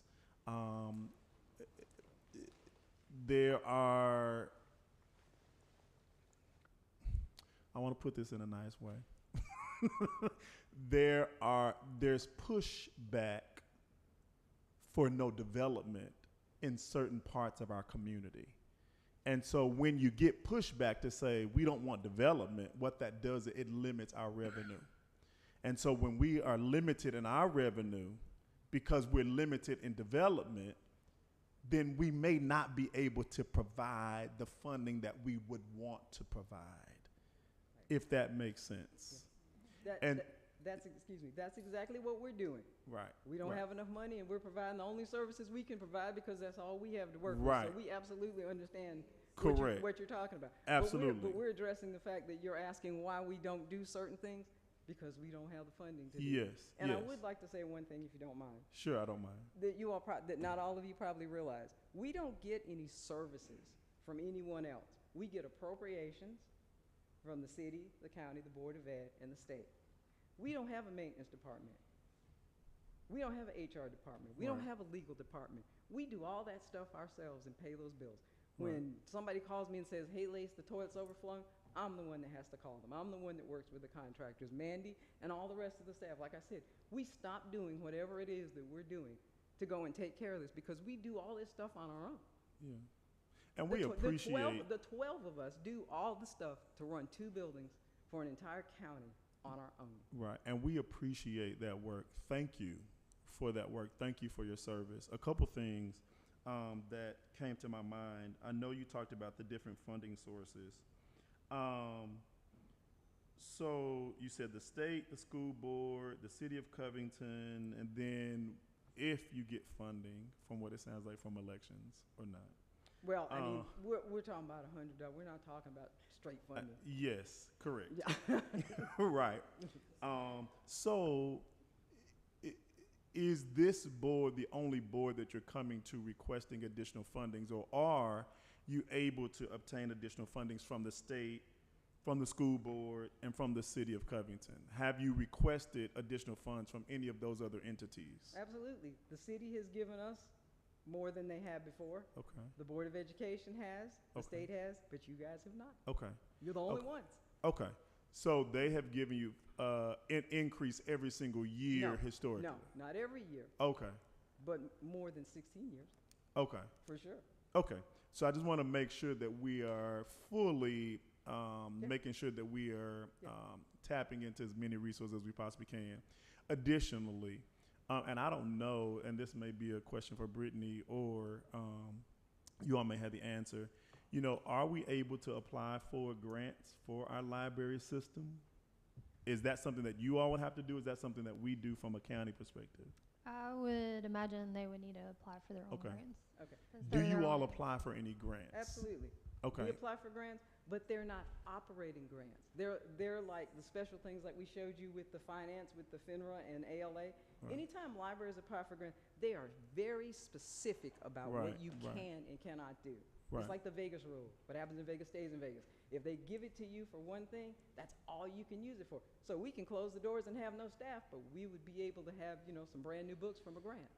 Absolutely. It doesn't work like that. So I think with me asking that question is if you are able to get grant dollars for other things, now the other additional monies that you're getting, you can put towards personnel because now you're able to take that grant money and utilize it where now you may be taking the funding that you're getting and putting it towards personnel or towards those other items in the library where if you're getting grants for those other things, now you don't have to utilize the money that you're getting for those other things, and now you can shift it to personnel. Does that make sense? Grant money at libraries are like sprinkles on ice cream.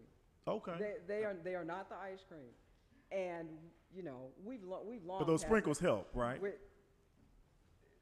some every once in a while, but it doesn't change it because we need the money so far. It's been so long that once upon a time that actually worked. That will no longer work now because the grants aren't big enough to make enough difference.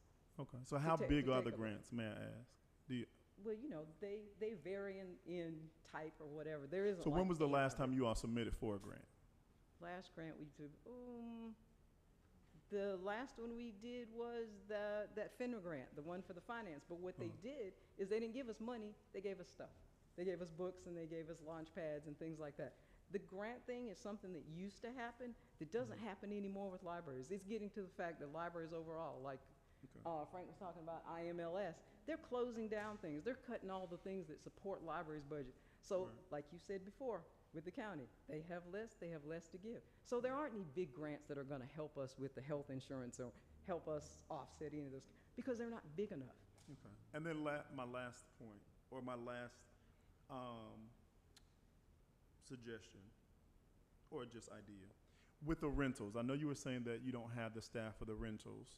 So with those rentals, is it included in the contractual agreement that whoever rents that they clean up so that you don't have to utilize staff to do that? Right, but it's so small. We charge $20 an hour, $30 an hour for people can use it. That by the time we're done, that doesn't help at all. By the time the staff time it takes to go in there, to check behind them, do the checklist, to take the money, to run the credit card, to do all that stuff.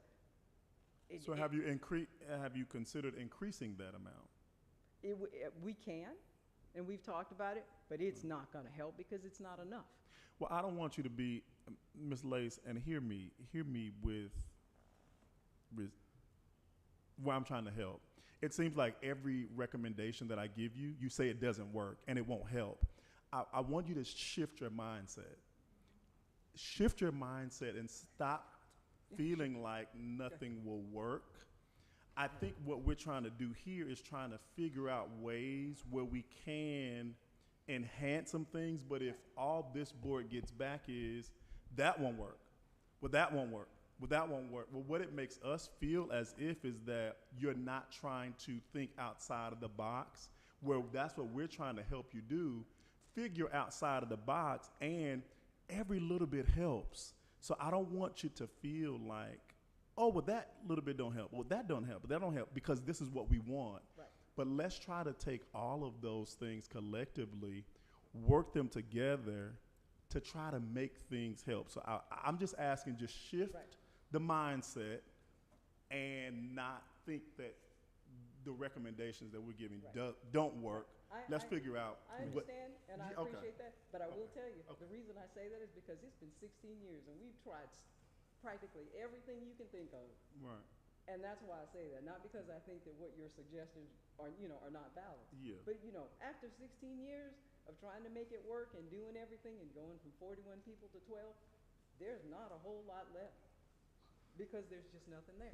Let me say this real quick too. Let me speak on Lacey's behalf. As I've been on this board, you will not find a library director that does more to try and be more creative to make sure that the very little bit goes a long way. You are welcome to come and sit in our meetings. Our meetings are always open.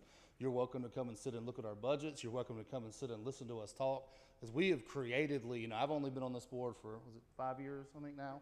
As we have creatively tried to continue the things that you're asking us to do, we have tried to do. That is things we apply for grants. We do that kind of thing, right? Like she said, though, we need operational funds. That's the key word is operational funds, right? We don't need, you know, grants are used for things like repairs. Grants are used for things like books. Those are all wonderful. We want to add those things, and we do. We absolutely do that, and we do that however much we can. We apply for however much we can. But even in that, applying for grants takes time. Applying for grants takes expertise. That's another place we could use people working in our libraries to help us do those kind of things so that we could utilize grants even more. But the fact is, and it's like she said, grants are not going to put more people working in our libraries that allow us to do the people services, right? As an educator, I work with grants all the time. I apply for grants all the time. We do all that. The grants we get oftentimes as educators are things that supplement our classroom, right? We don't apply for grants for extra teachers. We don't apply for grants to lower class sizes. But what we are trying to do is have more people so that we can give a more personalized experience in the library and allow it to operate and do all these things that we want. And again, like I said, you can come, and I would welcome you to come listen to Lace and come and see as we sit through audits and we sit through. Lace picks through everything that she does and second guesses herself, because you have a wonderful library director here.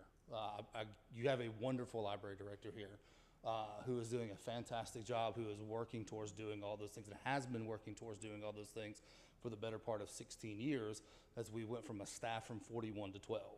And I'll say this one last thing, Sure. if I may. We're not doubting Miss Lace at all. We appreciate you, Miss Lace, and I want you to know that, and I want you to hear it from my mouth to your ears. We appreciate you. Thank you for what you do. Thank each you from the board for what you do and the sacrifice that you make. So please don't misconstrue what I'm saying. I'm not saying that one specific thing will solve it. I think what the message I'm trying to get across is, if we can implement all of them on a regular basis, it would help us. And not say, well, yes, that little bit won't help. Yes, that little bit won't help. But if we can do that, we can do the grant. If we can find ways to rent, if we can find ways to do all of these things collectively, you know, the volunteers, if we can do all those things on a regular basis, I think if we can implement them all, I think we'll find ourselves at a better space versus saying, well, none of those work because they're only just a little bit. This is the only thing that will, because it sounds like the recommendations that we're giving won't work, but just the recommendation you're giving is the only solution, when I think if you put all of them together collectively, we can come out with a better outcome. If I urge each and every one of you to come to one of our meetings, please, because all we do in our meetings, there's always something, a leak or something that needs to be done. And we go over those things. When we get grants, when money comes in, that money has to go to whatever they send that grant for. So we cannot hire extra people to come in there to work. We can't do, and when we have volunteers to come in, one of the persons that work there, it takes away from them because they've got to be working behind the person, the volunteer, because there's so much. We're responsible for people that come in there just to help out. We're responsible for them. If they trip and fall, anything, I mean, anything can happen anywhere now. So we're responsible for everything. But we're not pushing out everything, but the monies and all the situations that come in, and they do, because we have a list of it. That's why I urge each and every one of you to come to one of our meetings. We go down through there and we look at it. Things have to be matched. Things can only be used for certain things. We can't use your money to fix the driveway. We usually use SPLOST money or something for that, because we can't use it to pay the Can't use that to pay the staff. So we are maneuvering each and every meeting, and I might be going into 10 years now, I think, over 5 years, in every meeting, and I've only missed a couple of meetings, because every time, it's very stressful, because when we go, we're trying to determine what we need to do to get to the next level, so that we can be a normal operating library for the Newton County, the city of Newton County. So that's what we're trying to do. So I hope and pray that we're not at odds with anyone, with the volunteers or with what you're presenting to us. But if you come to one of our meetings and you sit in there and you see, because it's little things, like when the voting people come, and I work for the voting people. They come and they have to take stuff to the wall. When they take it down, they rip off the paint, so we got to paint. And then they don't feel they owe us because we're getting money from the city. So we don't get any money for it, but we have people working overtime, maintenance people come in to paint, to clean the carpet where they spill coffee all over the floor and things like that. So there's a lot going on undercover that you can't see. We made it look real pretty, but it can be pretty ugly with some of the stuff that has to go on, with what we're trying to do at the library, which is to just have an upstanding library, hopefully to get more staff, and to at least not have to decrease, but to be able to move on. Thank you for your moment. Thank you. Commissioner Henderson had his hand up next. First of all, thank y'all, and I appreciate the hard work that y'all do at the library. And when it comes, when we look at it, I'm gonna take a good hard look and see if we can give y'all what we can in order to make it, hopefully come close to trying to make it work. And lastly, Mr. Turner, it's so good to seeing you, because every time I pass by your home, I look at that house and I say, what is Mr. Turner doing? And yeah, I was glad to see you. I'm just glad to see you.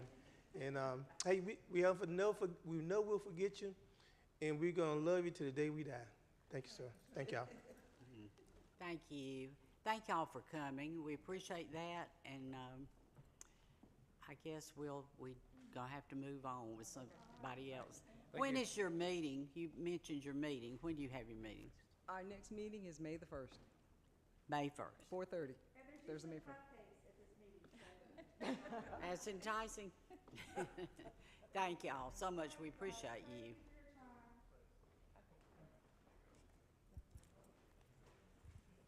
Thank you. Up next, we have Macintosh Trail. Their request for the FY26 budget is $4,147, which matches their request from last year. And their information can be found on page 132 of your workbook.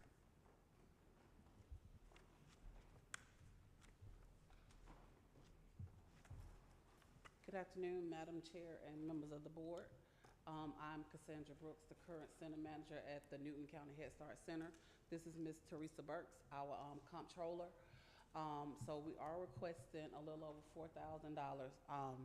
First, I would like to speak on what Head Start means for Newton County. I am a product of Head Start. I was a student of Head Start, and I have worked there for over 20 years.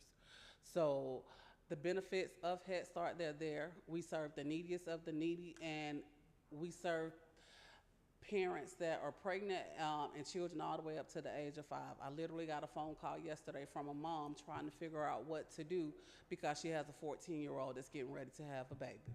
And luckily, she can apply for our program, and her child can go for free because our parents don't incur any fees to attend our program. There are no fees associated with it, and we serve birth to 5. The reason why we're requesting funds is we like for our children to be able to do what they do in the classroom outside on the playground. So we would like to purchase some portable equipment for the 3 playgrounds that we have. We have 2 Head Start playgrounds, which is for children 3 to 5, and then we have an early Head Start playground, which is for our children that are under the age of 3. So we would like to purchase materials that they can take outside and utilize while they're outside on the playground, and not just the play equipment. Any questions? Commissioner Mason? Thank you, Madam Chair. I don't have a question, but thank you. You're welcome. Macintosh Trail is an amazing asset to our community. It's right on the cusp of District 2, which is why I love it too. Actually, I think it might be in District 4 now, isn't it? Yes, it's in District 4. And so I steal Macintosh Trail periodically from you, Commissioner Henderson, when I go. It's all right. Right? I would love to share them with you because they're such an amazing Head Start program. As a matter of fact, my 8-year-old got a chance to go through your summer program once because I wanted to really see what you all do. And when I saw it, I said, wow, it's amazing. I mean, and they've invited me to come out on several occasions to be a judge for the Christmas program, to read to the kids. I mean, their program is so amazing. And I believe that when I saw TJ go through that program when he got to kindergarten, I think it really helped enhance. Thank you. And so I just want to say thank you for the asset that you all are for the community. I know firsthand, so thank you. And we would like to continue being an asset. And the reason why we do request funds is because we're funded by the federal government, but they only give us 80% of our funding. So the other 20% we have to recoup by donations, support of the community, volunteering, and the different stuff that we do have the parents coming in to do. So we have to show that the community wants that program to remain a part of the Newton County community. So we just reach out to try to see. And we're one of the largest sites that they have. We actually do have 6 other sites in 6 other counties, but our site is one of the largest. And our in-kind share this year across the board, that's program-wide, is over $2 million. So of course, with us being the largest site, we need to pull our weight. So we always seek out donations and volunteers of that sort. Okay, thank you. Commissioner Henderson? Thank you, Madam Chair. I was not going to say anything. I was going to be I'm going to be quiet so we can move on. But Demond got me talking. Commissioner Mason, I can remember when y'all moved from the older location, Mr. Johnson came before the board and was telling us about the new location. And I was just so very excited because my children were small then. They all grown folks now. And every one of my kids attended Macintosh. And y'all had great service. I'm not sure if any of my grandchildren that went through it, but it was just great service. And the whole community loves y'all and what y'all doing for the community. And one time I was tempted to get a sign to hold up, say the best in the whole state of Georgia. Right. But next time when I get a tempt to do it, I'm gonna call Commissioner Mason, and him and I both are gonna hold him up right there on both ends of the And we corner. welcome and appreciate it. Yes, We have events where we do like for the community to come in and see what we're doing. I know Mr. Mason talked about one of the events, but one of the events that we invited him to was a male involvement breakfast. Because we oftentimes only see moms, so we're trying to encourage dads to also take on an active role in these children's lives to show them that education is important. And the day that he came to speak, we had, I want to say, almost 80 dads in attendance. All right, that's great. I'm gonna give you my telephone number. Okay. 770-896-3826, and I would love to attend. I tell you what, can you share his number with me, please? Okay. Or you can call the commission. I mean, he can share it as well, Commissioner Mason. But you can call the commissioner, and I think any staff or any commission will more than be welcome to give you my telephone number. I appreciate And we appreciate what you're doing, and keep up the good work. Thank you. I will. Thank you for what you did, and thank you for your presentation. And we appreciate all of you all's support. Yes. Any more questions? All right, y'all come visit us at Head Start. All right, thank you. Thank you all. Thank you very much.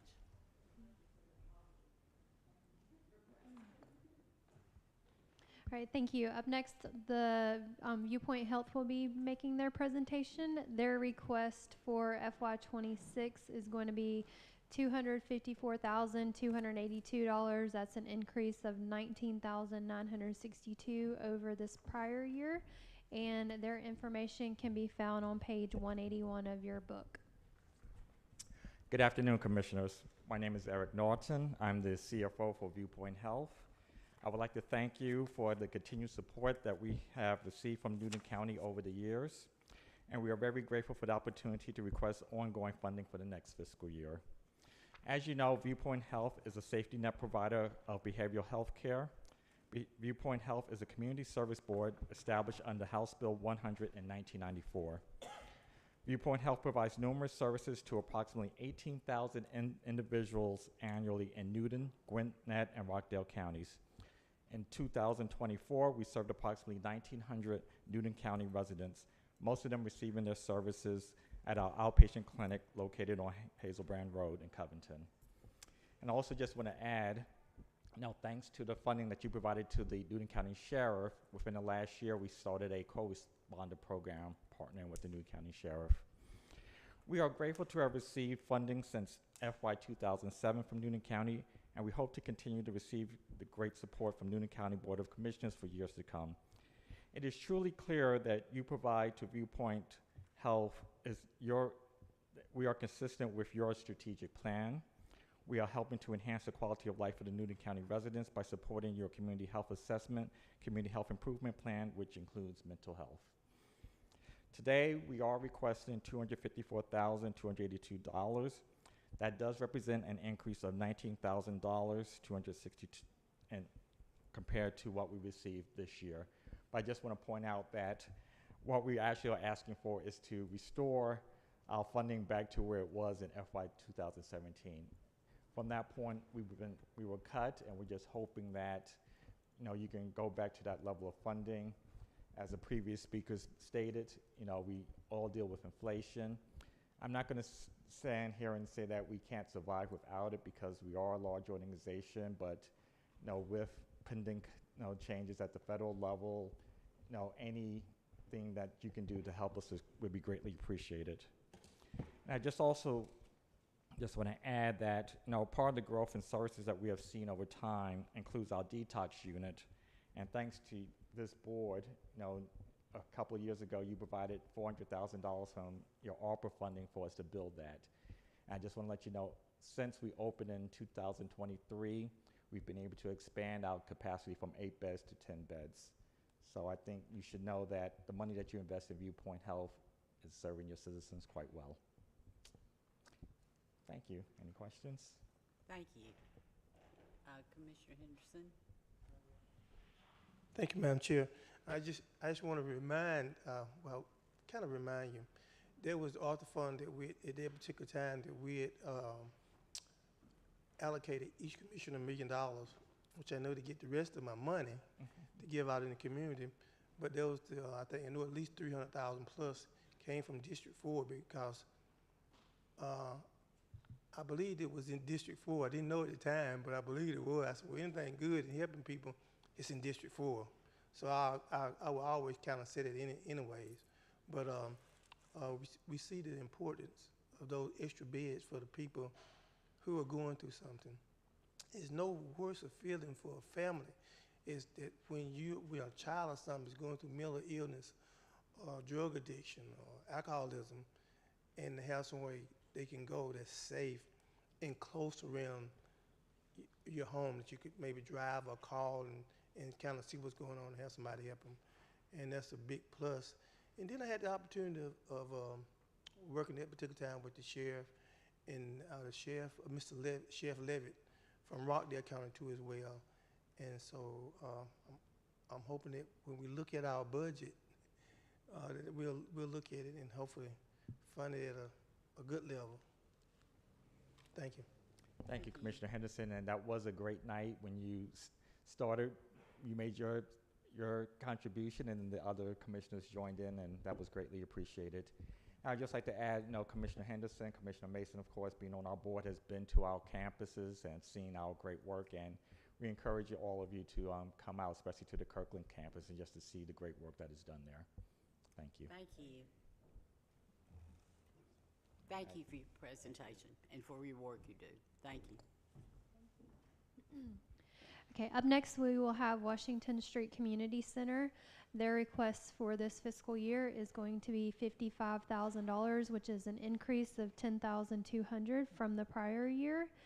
And they Their information can be found starting on page 223 of your book.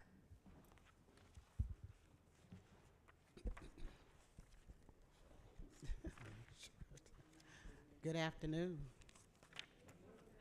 Thank you. I'd like to thank all of you for having us here today to present to you our annual appropriations budget. Dr. Baker is joining me, member of our board, who is the treasurer, and of course Carolyn Hightower, who is our finance director. We are very pleased today to say hello to those of you who are new on the commission. Haven't had an opportunity to speak to you before, but we're hoping that we'll be able to enlighten you as to the Washington Street Community Center today. Washington Street Community Center has served children and families of Newton County for decades. In fact, it began as a kindergarten program for Head Start. That was its beginning. It later dwarfed into an after-school program started by Ms. Louise B. Adams, who then laid the cornerstone for the program that we have today, which is an after-school program center for children ages 5 through 13. We have been quite successful in helping to address the needs of literacy as well as other needs of family needs for children who are in our most need here in the county. We focused this year primarily on improving literacy, reading, and writing. We learned that the majority of children here in Newton County attending Newton County schools are having difficulties in these areas. Data shows us that a focus of certainty need to happen with literacy and helping our children read. COVID played a major role in why we're seeing such deficits in our children and their ability to read. And it makes sense when you stop and think about it. They too were left alone, told to view a video and get their lessons. And I mean, come on, most of parents work. So there was no real supervision. They were left with grandma and others in the community to help them get online and get their lessons. And the realities of that is it really wasn't happening. And as a result, our children, we saw for the first time the impact that COVID really had on children and their ability to learn. And what that taught us was that we had to do things a little differently to be able to give them the support that they need to be able to overcome some of those deficits that they've had. And I am happy to stand here today to say that we have made tremendous progress, especially with the children who attend Washington Street Community Center. And it is our mission that within 30 days, if we have children who consistently come to the center for our after-school programs, we'll see an increase in their reading levels by at least one grade level. For us, that is progress, and we are well on our way. We stand as one of those organizations here in Newton County that provide productive, safe, and caring programs for children when school is out. It also includes a summer camp program for children, and for 3 weeks, we provide a summer camp at no cost to the children who come to our center for services. This year, we actually made specific efforts to reach out to certain communities, and I think that we told you about them at our last visit. And one of those communities is the Covington Housing Authority. We have seen such joy and from parents as well as students who attend our program, being really excited to feel that they're a part of what's going on in our community. Last year in our summer camp program, our kids visited this body to learn more about the government and how it works in their own community. A big part of what we do is helping students become participating members of their community. So with that in mind, we want you to know that we are appreciative of your support over the years, and we're here today to ask for your continued support. We are, as a matter of fact, asking for a 13% increase over the last 3 years, in which we've just sort of stayed. It's been slight increases, and where you see that increase in the report or in the appropriations request is that we also benefited from the prescription drugs, so that upped the amounts each year just slightly so. And for that, we are deeply appreciative. Our budget this year represents this 13% increase. I'm hoping I'm saying that right, Carolyn. Is it 13? Let me get to my paperwork. Okay. 13% increase, that's correct. Oh, this one. Thank you. Which is a total of $55,000 that we're asking for this year. Those monies will help us to continue our operations and to be able to continue to provide the kinds of supports and services, not only to our children, but to the families and parents of those children who come to us every day and enjoy such opportunities that they would never have had an opportunity to participate in before. This year, along with our intentional literacy program, inclusion, we also increased our opportunity to provide STEM education for our children. You know, that's all you used to hear about, or still hear about, is STEM, STEM, STEM. Well, for the children who come to our center, that's not really a reality. It sounds good in conversation, but the actual understanding and participation in STEM programs is not as much for them as it is for other students.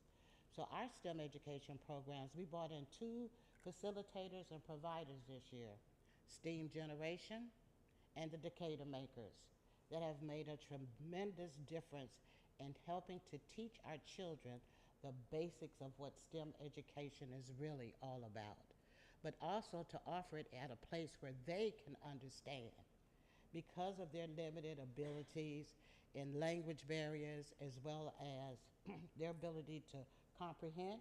We know we kind of have to go the extra miles. The best part of the program for me is education, of course, but it's all the other opportunities that are given to our children that they really, I'm taking a bet here, but I don't think that they would get it otherwise if they weren't a part of this program that they're involved in. We take amazing trips. We expose our children from everything from gardening to their involvement in the community. Our kids participated recently at the Cherry Blossom Festival. We got moved up from the backstage to the main stage, and our kids opened the program this year with the with the Star Spangled Banner that they also did in sign language. So we're moving up. Our kids are still very much involved. They're very happy. The center it overflows with childhood laughter and fun. We also get very serious about those things that we have, which are expectations of them, as well as consequences when things aren't going the way that they insist that they go. I invite all of you to come to the center and check us out, watch our progress, see what we're doing. We're looking forward to the new splash opportunities because we do need to expand. Our space is just not big enough. We could serve more people, do more things, if in fact we had the space to be able to do that. So we're working on increasing that space and so that we can also increase opportunities. I want to thank you guys for your attention today, and if there's any questions, I'm happy to take them at this time. Commissioner Edwards. Thank you, Madam Chair. So I don't have a question, but I do have a comment.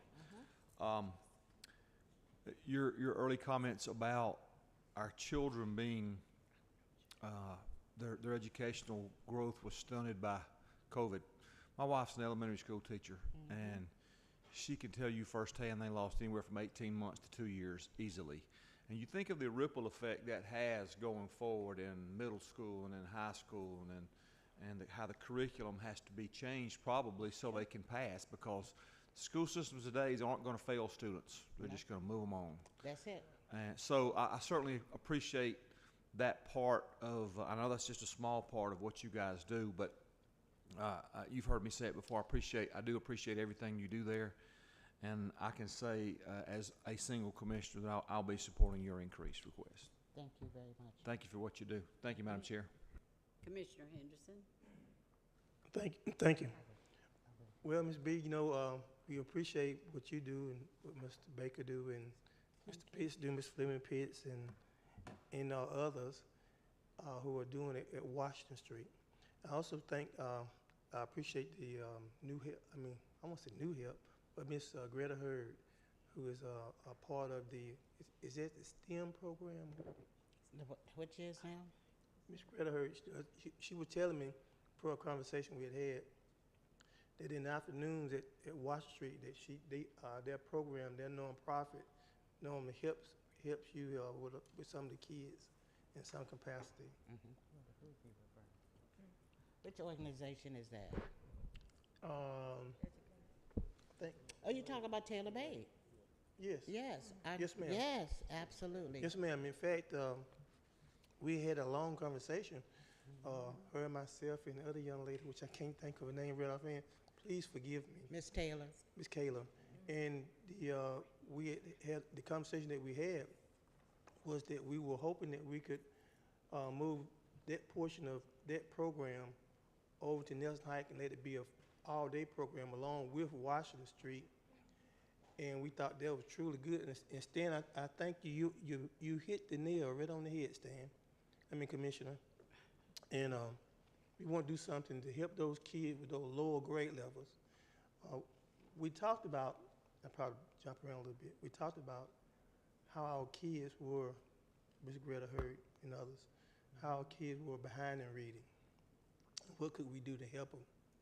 And that we wanted the participation of what we call the community, all coming together to help.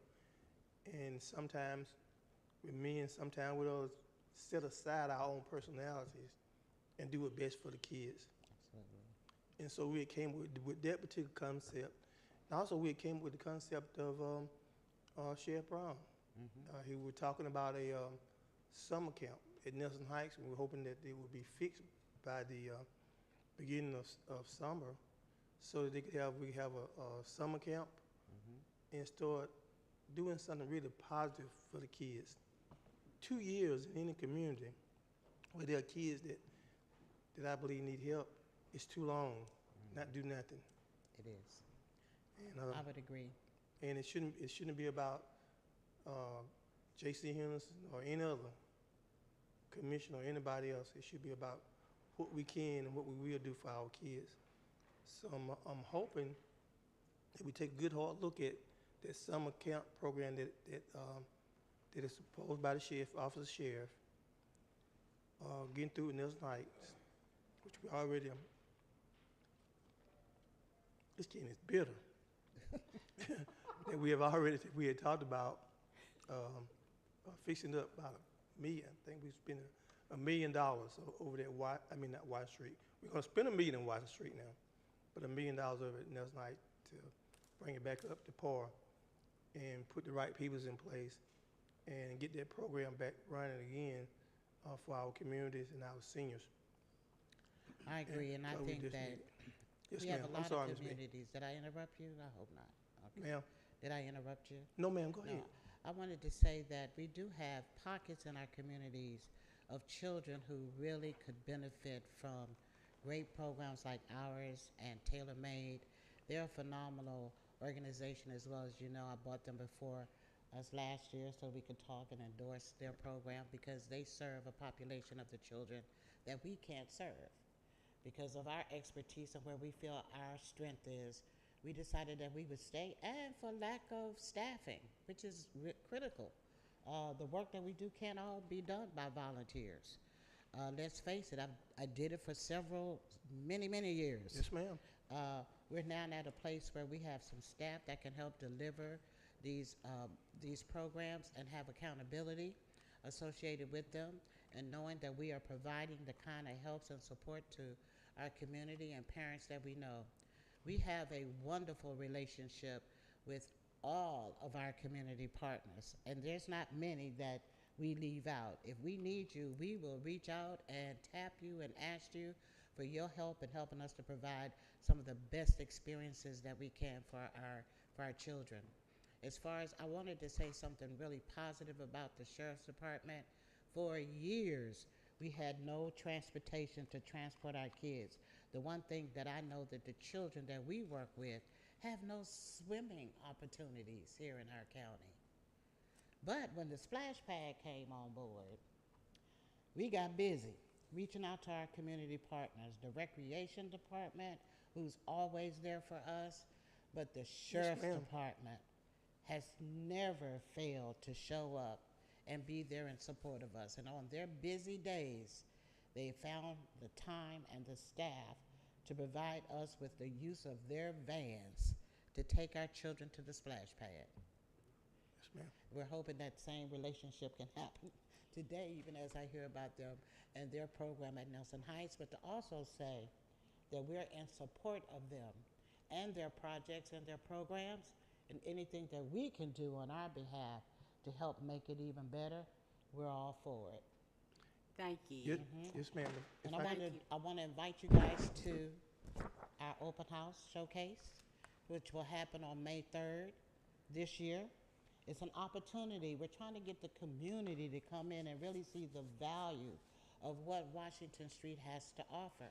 So we're opening our doors, and we let the community come in. We're looking for people who don't know us, you know, who have we've had a lot of people say, I've heard of you, you know. Well, we want you to come on in and see what it is that we do with kids as they get an opportunity to demonstrate for you just what it is that they do in our after-school program at Washington Street. Thank you. Thank you for the work you do and for your presentation today. Okay, and thank for you being very here. much. if I could just Thank close, you so much. one other thing, Madam Chair, if I could, and that's why we're working on over at Turner Lake, a $19 million swimming pool, et cetera, over there at that particular facility to learn our kids how to swim. And I'm hoping that I can survive long enough, or maybe they'll bring me back to kind of help dedicate it, because it's in District 4 too as well. And lastly, but least, and I'm closing, Madam Chair, is that over R.L. Cousin, this will be also another community center over there, and that particular, a very $8 million community center, and I'm also pleased to be a part of that particular program, making our community better, and hopefully there will be, for right now, we know it's going to be better in the future. Thank you, Ms. It will be. Thank you very much. Thank you. Appreciate it. Thank you. Okay, so Washington Street wraps up our annual appropriation presentation. If we could take a quick recess, that way anybody who needs to run to the restroom or get a snack can do that, and then we'll reconvene with our external appropriations. Thank you.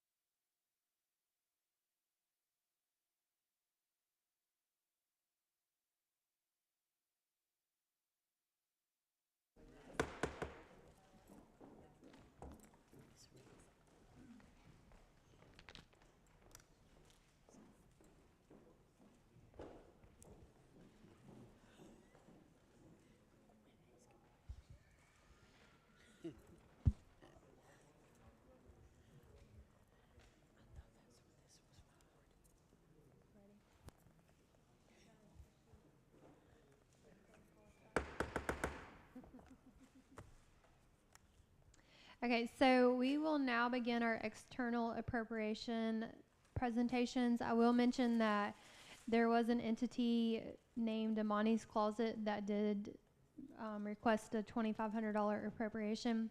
The lady who is over Amani's Closet is on vacation, or she's out of the country, so she's not able to be here today to make a presentation. The information is in the binder if you do wish to look over that and potentially fund this appropriation. So like I mentioned earlier, these external appropriations, there is a policy that states $2,500 max for an external appropriation. So all the following entities, when they made their request, the request was at the $2,500.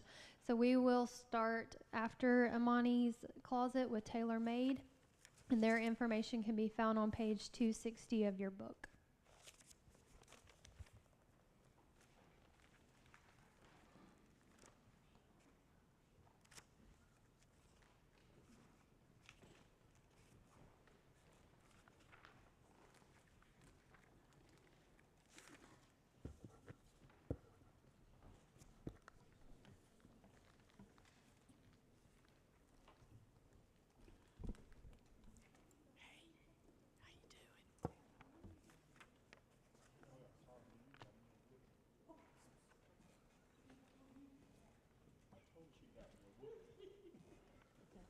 Good afternoon. Good afternoon, commissioners, chairman, and I thought the county manager was here too. My name is Darnell Taylor. Sorry. I'm the executive director for the Tailor Made Foundation. We have our flagship program, the Tailor Made University. We've been in operation since 2018. Our program, Tailor Made University, as Ms. B stated, we are the teen resource in the Washington Street Community Center. And so we provide after-school programs as well as summer enrichment program. It's a 38-week after-school program and a 6-week summer enrichment program. And we're providing the students college readiness, career readiness, financial literacy, STEM education. We take them on enriching field trips, and we also perform community service. And so with our program, we are working to just bridge the gap and developing education and empowerment to equip our young people to be resourceful members of the community, sorry. And so we're here today to ask for your support and funding, and to also support our vision in providing education to students and families in the community. We have successfully provided the mentorship and readiness to teens in Newton County, and now we also seek the county's partnership to manage the Nelson Heights Community Center to be able to expand our impact and create a lasting impact in that area. We had a presentation, oh, okay, it's up, sorry. You can go to the next slide. Okay, so I've already said that our program services youth from 6th through the 12th grade through our after-school and summer enrichment programs. Next slide. So we have been made aware from the prior county manager of the deficiencies at Nelson Heights as far as the high school dropout rate, and also like the reading and the math scores.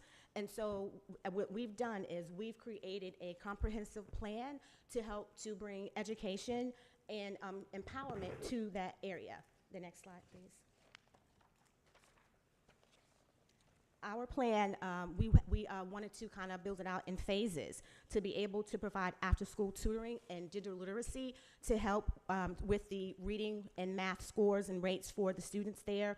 We also wanted to provide workforce development and job readiness to families, adults as well, and also family parenting support groups and financial literacy workshops, and also programs for seniors. We had a conversation with Commissioner Henderson and a few of the residents who have been instrumental in providing education to the students and families at Nelson Heights.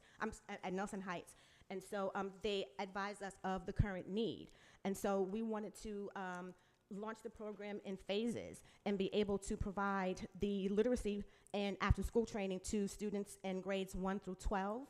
And the second part of our phase would also to bring the adult education programs and health and wellness programs to seniors. So we wanted to just transform Nelson Heights into a hub for those resources. We know that the original request was for $2,500. We were not aware that we could have asked for more funding because of the information that we received.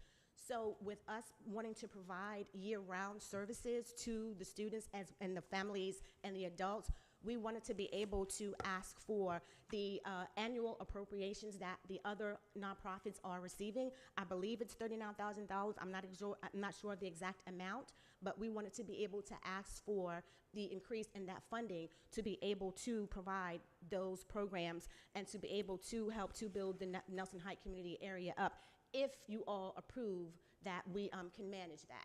And what that would look like, I'm sorry, you can go to the next slide. Expanding their after-school and summer programs. Well, I guess we would say to actually start them up, since the center has been closed for almost 3 years now. We also wanted to be able to secure transportation for field trips, and also that the students can be, dropped off and picked up from the center. Right now, that has been one of our biggest issues at Washington Street. We've been limited into the number of students that we could service because of the fact that the parents are not able to either bring them there or pick them up, and so we're asking for support in that if we're approved. And we want to provide the essential educational material be able to provide educational materials and support services. We want to be able to have our students have the latest equipment, laptops, and different supplies and materials to support the programs. Next slide, please. And so we've provided 2 budgets in the printout. The first budget is if we are able to manage Nelson Heights, and we have everything included there, also to include staff personnel stipends and salaries. The next slide.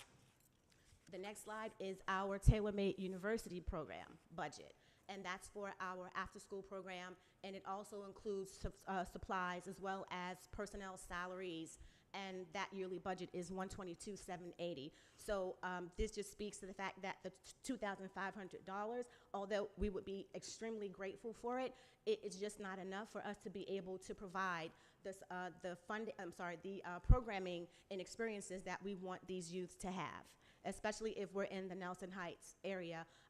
Is going to take more than $2,500 to bring our programs and services to the location. Next slide, please.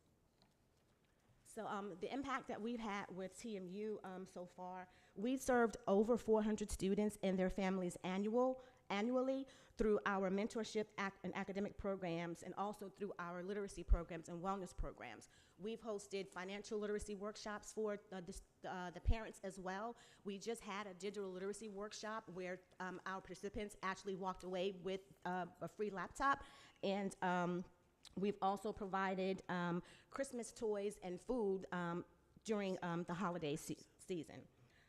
We've hosted our career readiness and college prep workshops that have helped dozens of our students to gain employment, and also preparing them for college. And we've raised thousands of dollars in community donations for our educational programs and scholarships.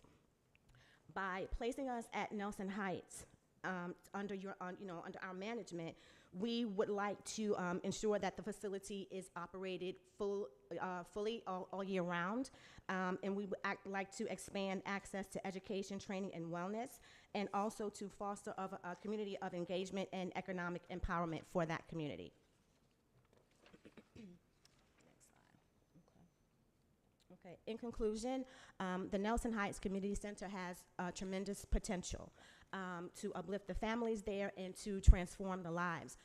We've seen the transformation in our students. We have students that deal with mental health issues, and through our program, we've seen the transformation to where they've been bullied to the point where they don't even want to talk. They walk in the room and they just look straight. They're sitting at the tables. They're just looking straight down at their papers. They won't look left. They are like deathly afraid. And so through us just being caring and providing the workshops and providing them with resources to help them to manage their mental health issues, we've seen the transformation to where they're actually standing up and they're presenting in our workshops. They're asking questions, and you can just see the change in their overall composure. So we do believe that we can bring that same transformative power to the Nelson Heights, and to help it to become a thriving hub with economic development, education, and community empowerment. So we're asking for your approval of the appropriation to increase to $39,000 to grant us the opportunity to manage and oversee the Nelson Heights operations, and also to support us and bring to be able to bring a real change to the Nelson Heights and to Newton County. Any questions? Commissioner Long. Welcome. I know you and I spoke a couple times, and I wanted the board to know that right after we had a meeting early in the year about the Nelson Heights Center and how we were going to manage some of these new centers that we're talking about opening through the SPLOSH programs, you reached out. I reached back out to you, and I said, you know, give us some kind of proposal if we needed someone to run Nelson Heights. So I think we have to walk. You know, we have to crawl first and then walk.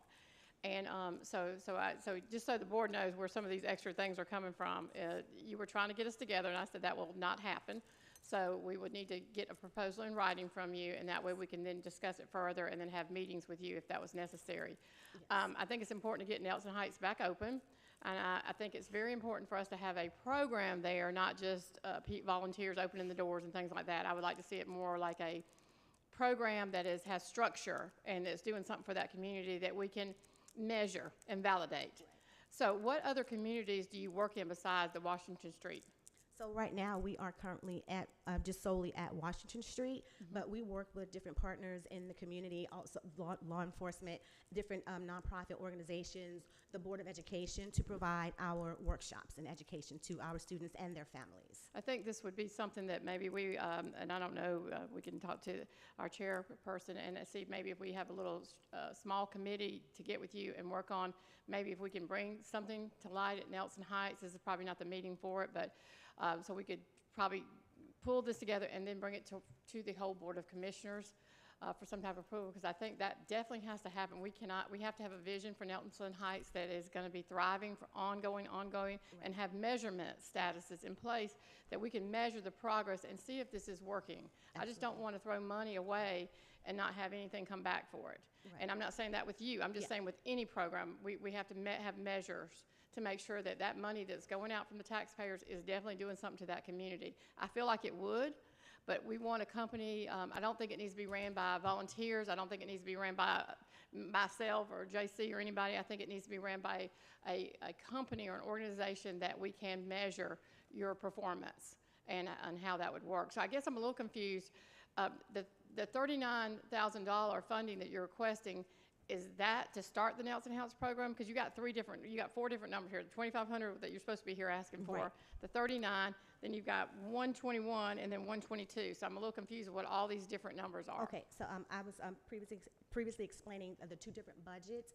One was for maintaining Nelson Heights on a yearly basis, if you allow us to manage it. To operate, to run it, to have all the different organizations to come in and provide their services and programs.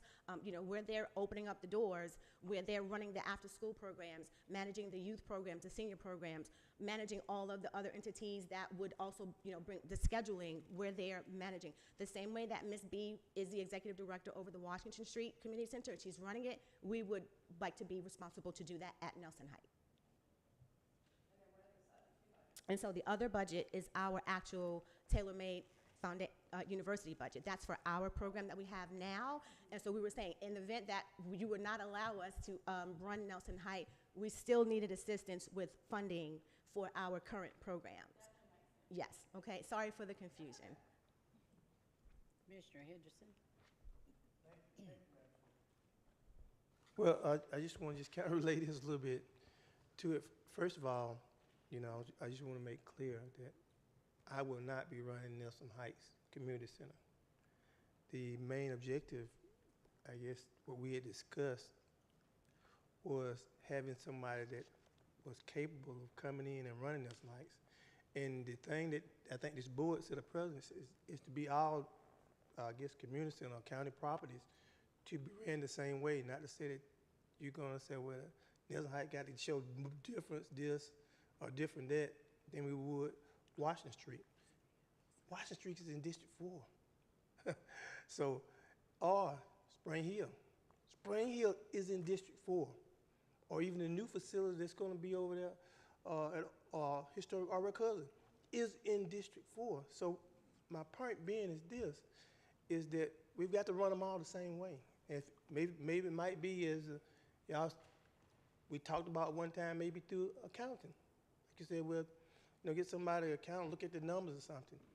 But that's the problem that we continuously have from this board, and especially in community centers in District 4, is that they be ran different from all the rest of them for whatever reason. For example, I've been open. Y'all know how I am. For example, you say, well, say you can't lease the building out. I understand that.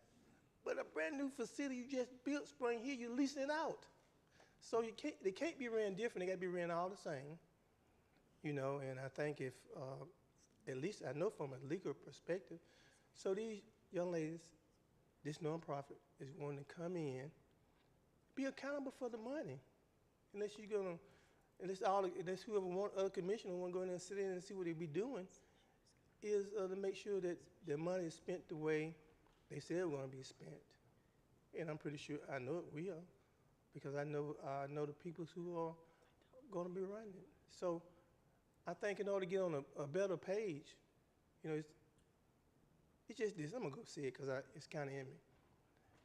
Everybody don't steal. And that's the problem that we have. Maybe the ones who may be stealing, we don't talk about them. We're talking about the ones who are not stealing. So what I would like to see in Nelson Heights, Spring Hill, and then over to historic Alcoasa, is that it be ran by people who are very dedicated and to be held, accountable to a certain degree, to the degree that you see that the fund is going towards, what we budget going towards it. And I'm gonna say this last thing. Nelson Heights started out being ran by the county. The Board of Commissioners ran it, did all the paperwork and everything. And then all of a sudden it started changing, and that was fine. So, but I do know this, $38,000 a year, you're not gonna run with $38,000 a year unless you go out there and do all the mopping, doing the flows, and doing all this stuff that I was doing. And then you kind of got criticized. But we're gonna start this off different. It's gonna be ran right and be funded the way it should be, just like all the rest of them. And that's the way it should be ran, this way. If I have my way, it's gonna be ran. And Commissioner Long, I think that's the best way to do it. Let's get out of this old past stuff and let's move forward. Stan, Damon, let's move forward on something for these kids over there. For the 2 years, there would have been about over $100,000 that y'all have kept from that community of money that should have been spent in that community. So let's make a new amends. Let's help build up the region for the kids. Let's give them some of all those new buses we bought over there at the county sitting in the yard could be used to take kids over there for classes and several other stuff. So let's get off this page that we're on, and I'm hoping that y'all will kind of see it my way, or at least the right way, and let's move forward. Let's give this young organization a chance to run it, be held accountable for running it, and hey, let's make Newton County where it's supposed to be. Let's make it what the president said, make it great again. Thank you, Commissioner. Thank you. I'm sorry, I forgot to introduce my team, Ms. Greta Hurd and Mr. Mr. Cornelius Hurd. They are the program coordinator and assistant program coordinator, and also Deputy Tim Smith, Newton County Sheriff's Office. If there are there any more questions? Because I know he wanted to present the next phase. Commissioner Edwards, I believe, had a question. Thank you, Madam Chair, and thank you for your presentation. So, you're not in the physical Nelson Heights Community Center building at the moment, correct? No, sir. It's closed down. Okay. Are they doing the renovations now? Right. So you said you had another an alternative budget, your budget. So if you're not in that building, where do you have a physical location you operate out of? Oh, yes, sir. We were saying that we're the teen resource at the Washington Street Community Center. So we work with Miss B. She has the little kids 1st through 5th grade. We have 6th through 12th grade. Oh, okay. I got you. I got Yes, you.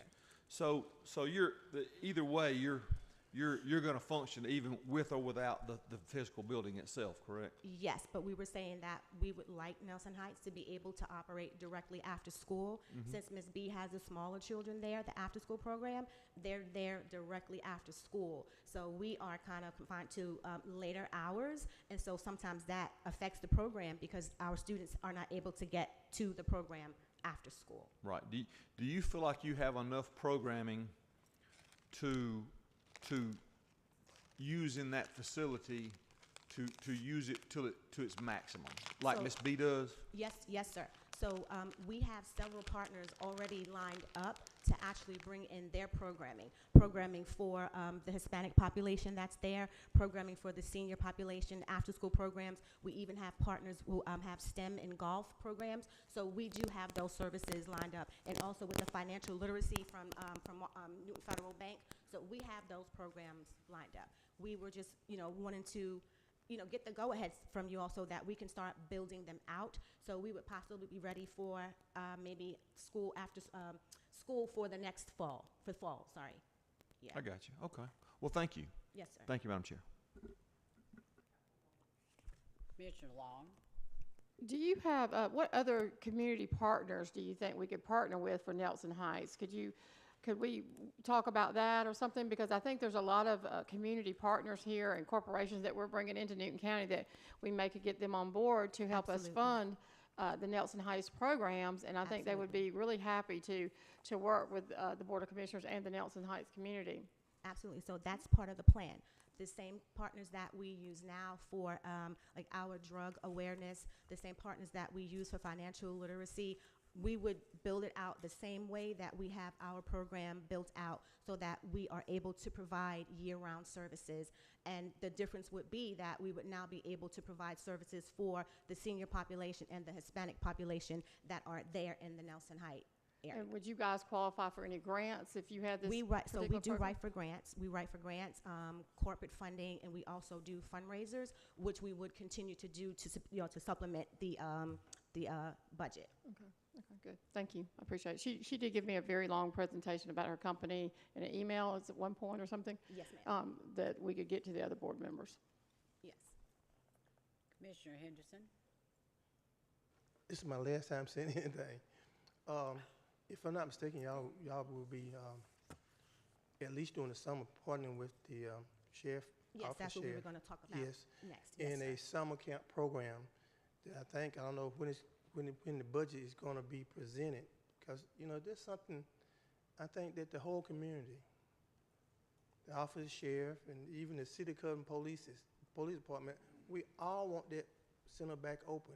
We all want them children going through those doors because you can keep them off the street, keep them getting in trouble. And how you do that is by giving activities, and having people to kind of watch over them. For an example, when they were shooting basketball, when we were running it, we always had somebody sitting there. I think Mr. Slim, my neighbor, he would sit there and watch them into dusk. And then once dusk came, so y'all said, we done had a good time now, it's time for y'all to go home. And they would leave and go home. It's like for 2 years and a half, Stan, all night long, shooting sometimes blowing horns. And I'm looking there, and I go up and say, y'all need to be quiet. They said, well, you none of my daddy. I said, well, I know I'm not, but you're going to get off me, or I'm going to call the police. But so that's the type of controlled activities that we're going to have in Nelson Heights, Denny Dobbs, and any other park that we have anywhere. It's going to have to be controlled. We're going to have to have somebody watching those kids and tell them when time to go home, because there's love. Because I remember a few times that somebody got killed down the street. I had to go in and look in the face. And the reason why I went down there, because I thought it was my son, but it was my godson. And that's a bad feeling. That's a bad feeling. So we don't want that feeling to be for no other parent, even when I don't know. So that's why we want control activities. And I said what I said one time, it's last, I'm closing. I said, well, if I could, all this shooting and raising hell up here at the basketball court, 12 o'clock at night, and people got lights on. I said, would it be nice if I could take over there and sit over in Stan's yard and let him listen to him for a little while. So it's exactly what we go through. Oh, I don't care. People going to do what they want to do. But I remember Commissioner Stan promised us the community. And they came back and told me. So he said that once we had been closed for a while, they were going to open it back up, help us to open it back up. So now's that time to help us do what we need to do. Excuse me, Commissioner, I think y'all said y'all were gonna get together, is that right? And have a meeting so you can thoroughly discuss that? Is that what you, okay, all right, that sounds really good. Is that gonna be okay with y'all? Okay, good. Well, thank you. We appreciate that so much. Thank you. We Sounds appreciate good. you allowing to present. And I just wanted to interject this also. Thank you so much. We are partnering with TaylorMade Foundation. Again, I'm Deputy Smith with Newton County Sheriff's Office, and I'm representing our Sheriff's Office on behalf of Sheriff Ezel Brown in regards to our collaboration with TaylorMade Foundation along with Washington Street Community Center and other organizations. I serve as the community outreach liaison there at the Sheriff's Office, and it is with extreme pleasure that we take this opportunity to partner with as many community organizers as we possibly can. TaylorMade Foundation and the Sheriff's Office are collaborating our summer youth program. We're calling it Law and Leadership Academy. And we're taking, our disadvantaged or at-risk youth, and we're bringing them to a centralized location along with the collaboration of the Board of Education, Dr. Bradley, who is on board, along with all of our municipalities, Porterdale Police Department, Oxford Police Department, Covington Police Department, the Fire Department, EMS Services, and all of the supporters that we have, that we built networks with here in Newton County. And we're bringing this wonderful program. I'm not sure if it's even on the agenda, but Sheriff Brown asked me to come up today to share this with you guys because in conjunction with what they're doing in the after-school program, again, we're talking about reducing our recidivism and trying to effectively stop this, what we call in the door, out the door mentality, and using this opportunity so that we won't find the crime rate in Newton County exceeding.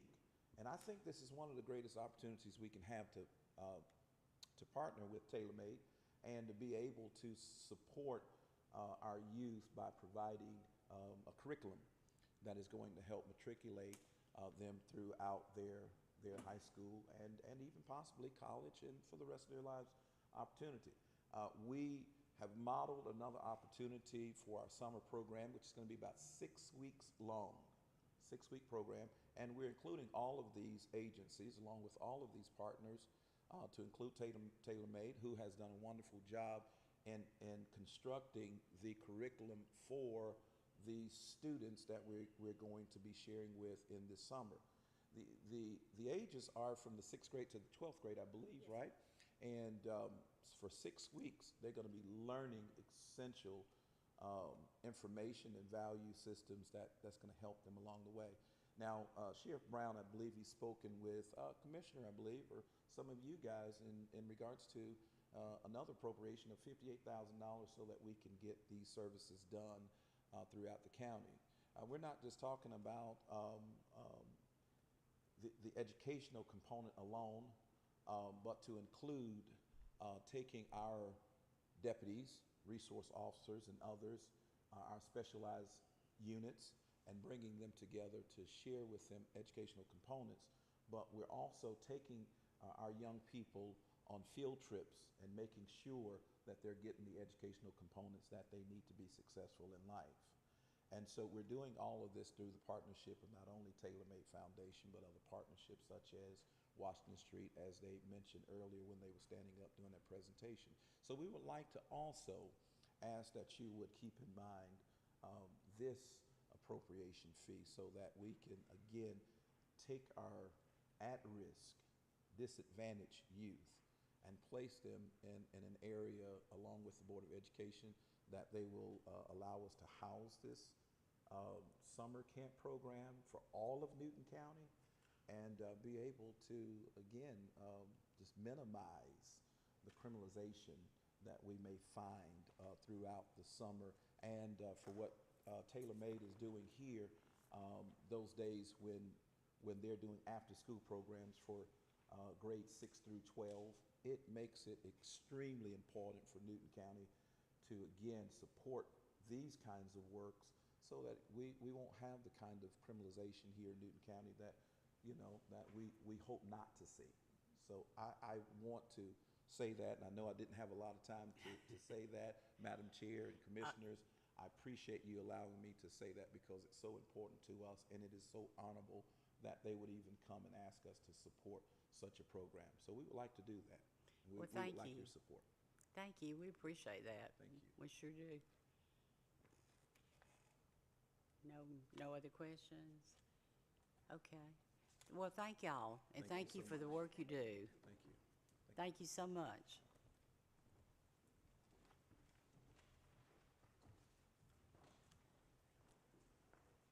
Okay, a final presentation.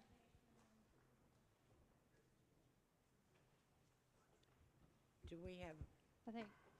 do we have just no? have- Okay. The final presentation will be willing helpers, and their information can be found starting on page 282 of the book.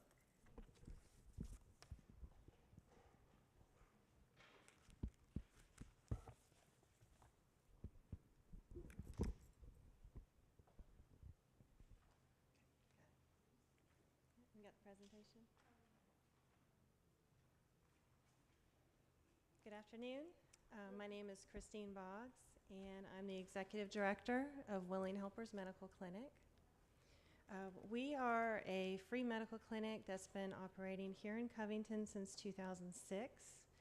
We provide free medical care for anyone who is uninsured and meets within under 200% of the federal poverty level.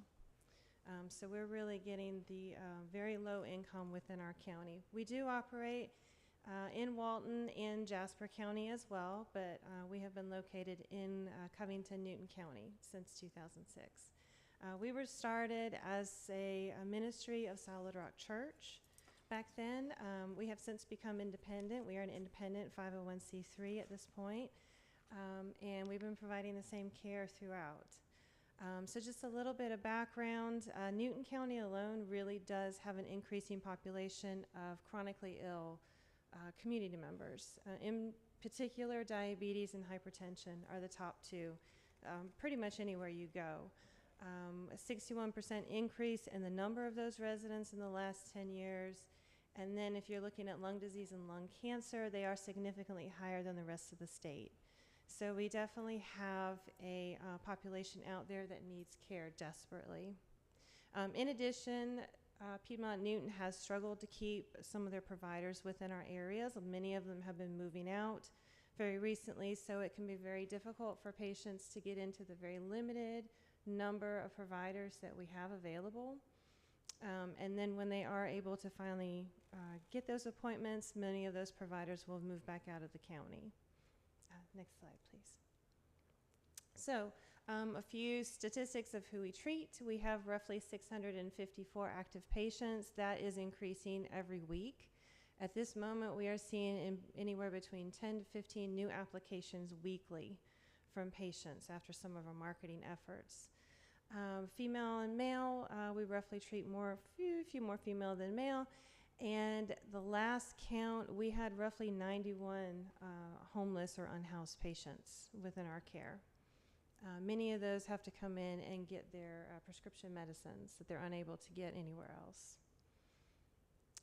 And then one other statistic I wanted to show you was 48% of our patients do not have any income at all.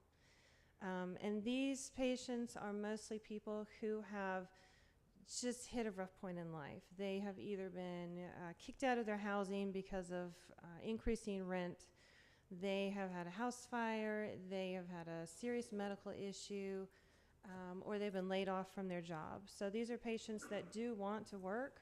They are unable to find work right now and currently have no income coming into their home. Next slide. So we typically treat, or we specialize in treating chronic conditions. So of course, diabetes, hypertension are going to be our top two. And then from this list, you can see we have bronchitis, seizures, we have heart failure, asthma, thyroid, blood pressure. We try to do a complete whole person approach. Some of the things I also want to point out on here is we do also offer mental health counseling. We have 3 different providers that will offer in-house or telehealth medicine for mental health. We also have a wound care clinic with one of our nurses, and she personally treats many of our patients who come directly from next door at Piedmont Hospital with open wounds, either from falls, injury, or from surgery. And she will treat those wounds as often as needed to ensure that at the end there's no infection and they heal properly. And this really makes a huge difference in reducing the rate of amputations that are needed for our citizens. And I think that's it. Next slide, please. So as I stated, we do like to treat our patients with a whole person approach. So we call it our head-to-toe healthcare program. This encompasses many things, but for the most part, what it is we try to do as much as we can in-house. And then anything that is a condition or something that we cannot provide in-house, we will refer them out to Piedmont Hospital through our network of Piedmont providers, and they will provide care in their offices. Now, some of those will treat for free, some of those will treat on a sliding scale, some of those just treat as a cash patient. So in that case, we will make as many phone calls as we can and try to find the right provider to make that care for them. So this is just a list of some of the areas where we treat. We're going to head to toe. So we're going to start for the mental, emotional. We do dermatology, smoking cessation, medication consultation, exams, orthopedic and podiatry, vision care through Lions Club. They will come in and do their vision screenings, cardiology, preventative. We have a blood work lab within our facility, and Piedmont does provide that blood work to us for free. Wound care lab I have already mentioned, but some of those I want to point out in particular are nutritional education. We have a very big food as medicine approach to treating our patients. So we are constantly counseling our patients on proper food choices and we really truly believe that your health comes from the inside out. So when our diabetic patients are struggling to keep their A1C levels down and they're continuing to up their insulin levels in order to keep it down, we are certainly going to make sure that they are making proper food choices. Such as this morning, we had a patient that was telling us on a daily basis he would drink a 12-pack of Coke. And his A1C continued to climb over and over. So our nurse, Belinda, instructed him. She says, okay, well, I'm going to take you down to a 6-pack for a couple months.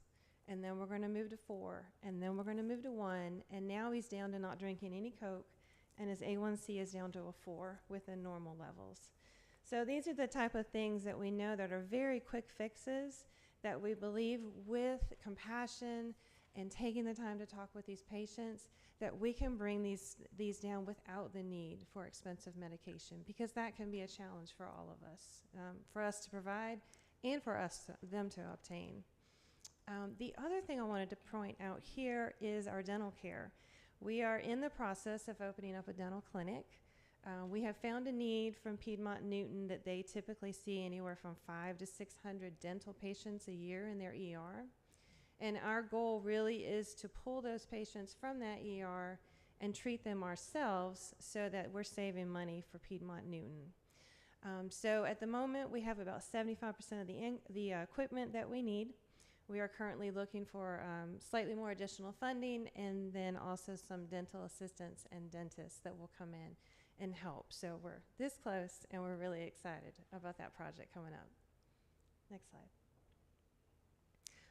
So we really do believe that we are helping our county as a whole. We are offering primary care medical services, chronic care, of course, for those that are struggling.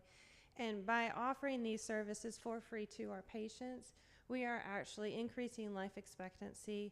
We are making sure they are on the job, they are not calling out sick. We are increasing incomes for the families, and that is helping the family as a whole. With the mental health counseling, we're going to manage emergency mental health counseling, but also, trauma, of course, but also ongoing depression, anxiety, stress, anything that might hinder one of our patients from working to their best. And then under the nutritional counseling, of course, we're going to take that food as medicine approach. You can go to that's good. So I just wanted to show you a little bit. These are our statistics from last year.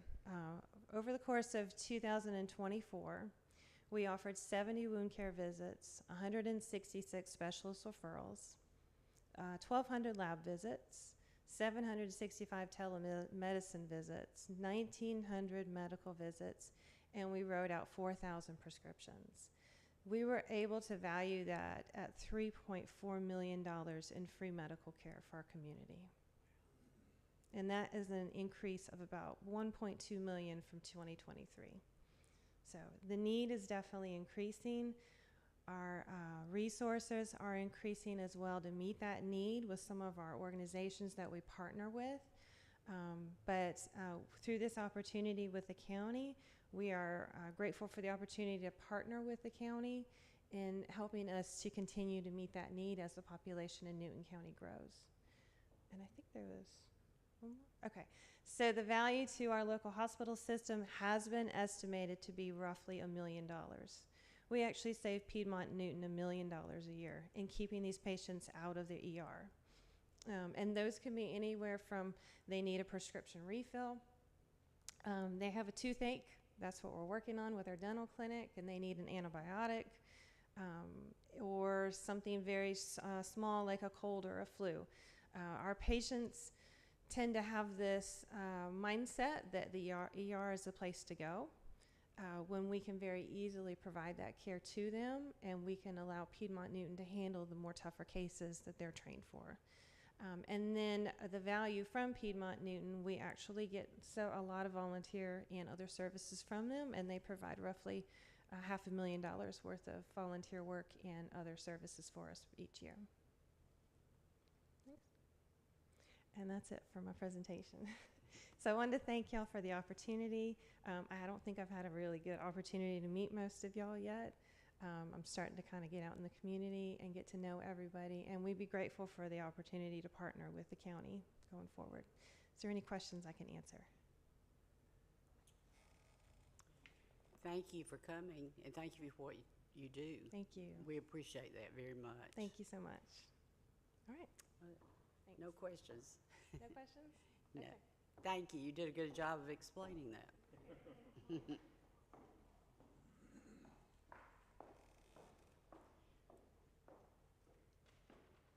I hear a motion to adjourn? No. Oh, you moved, yes, okay. Second. Great. Great. Well, thank y'all. Thank you, everybody, for coming. Appreciate that.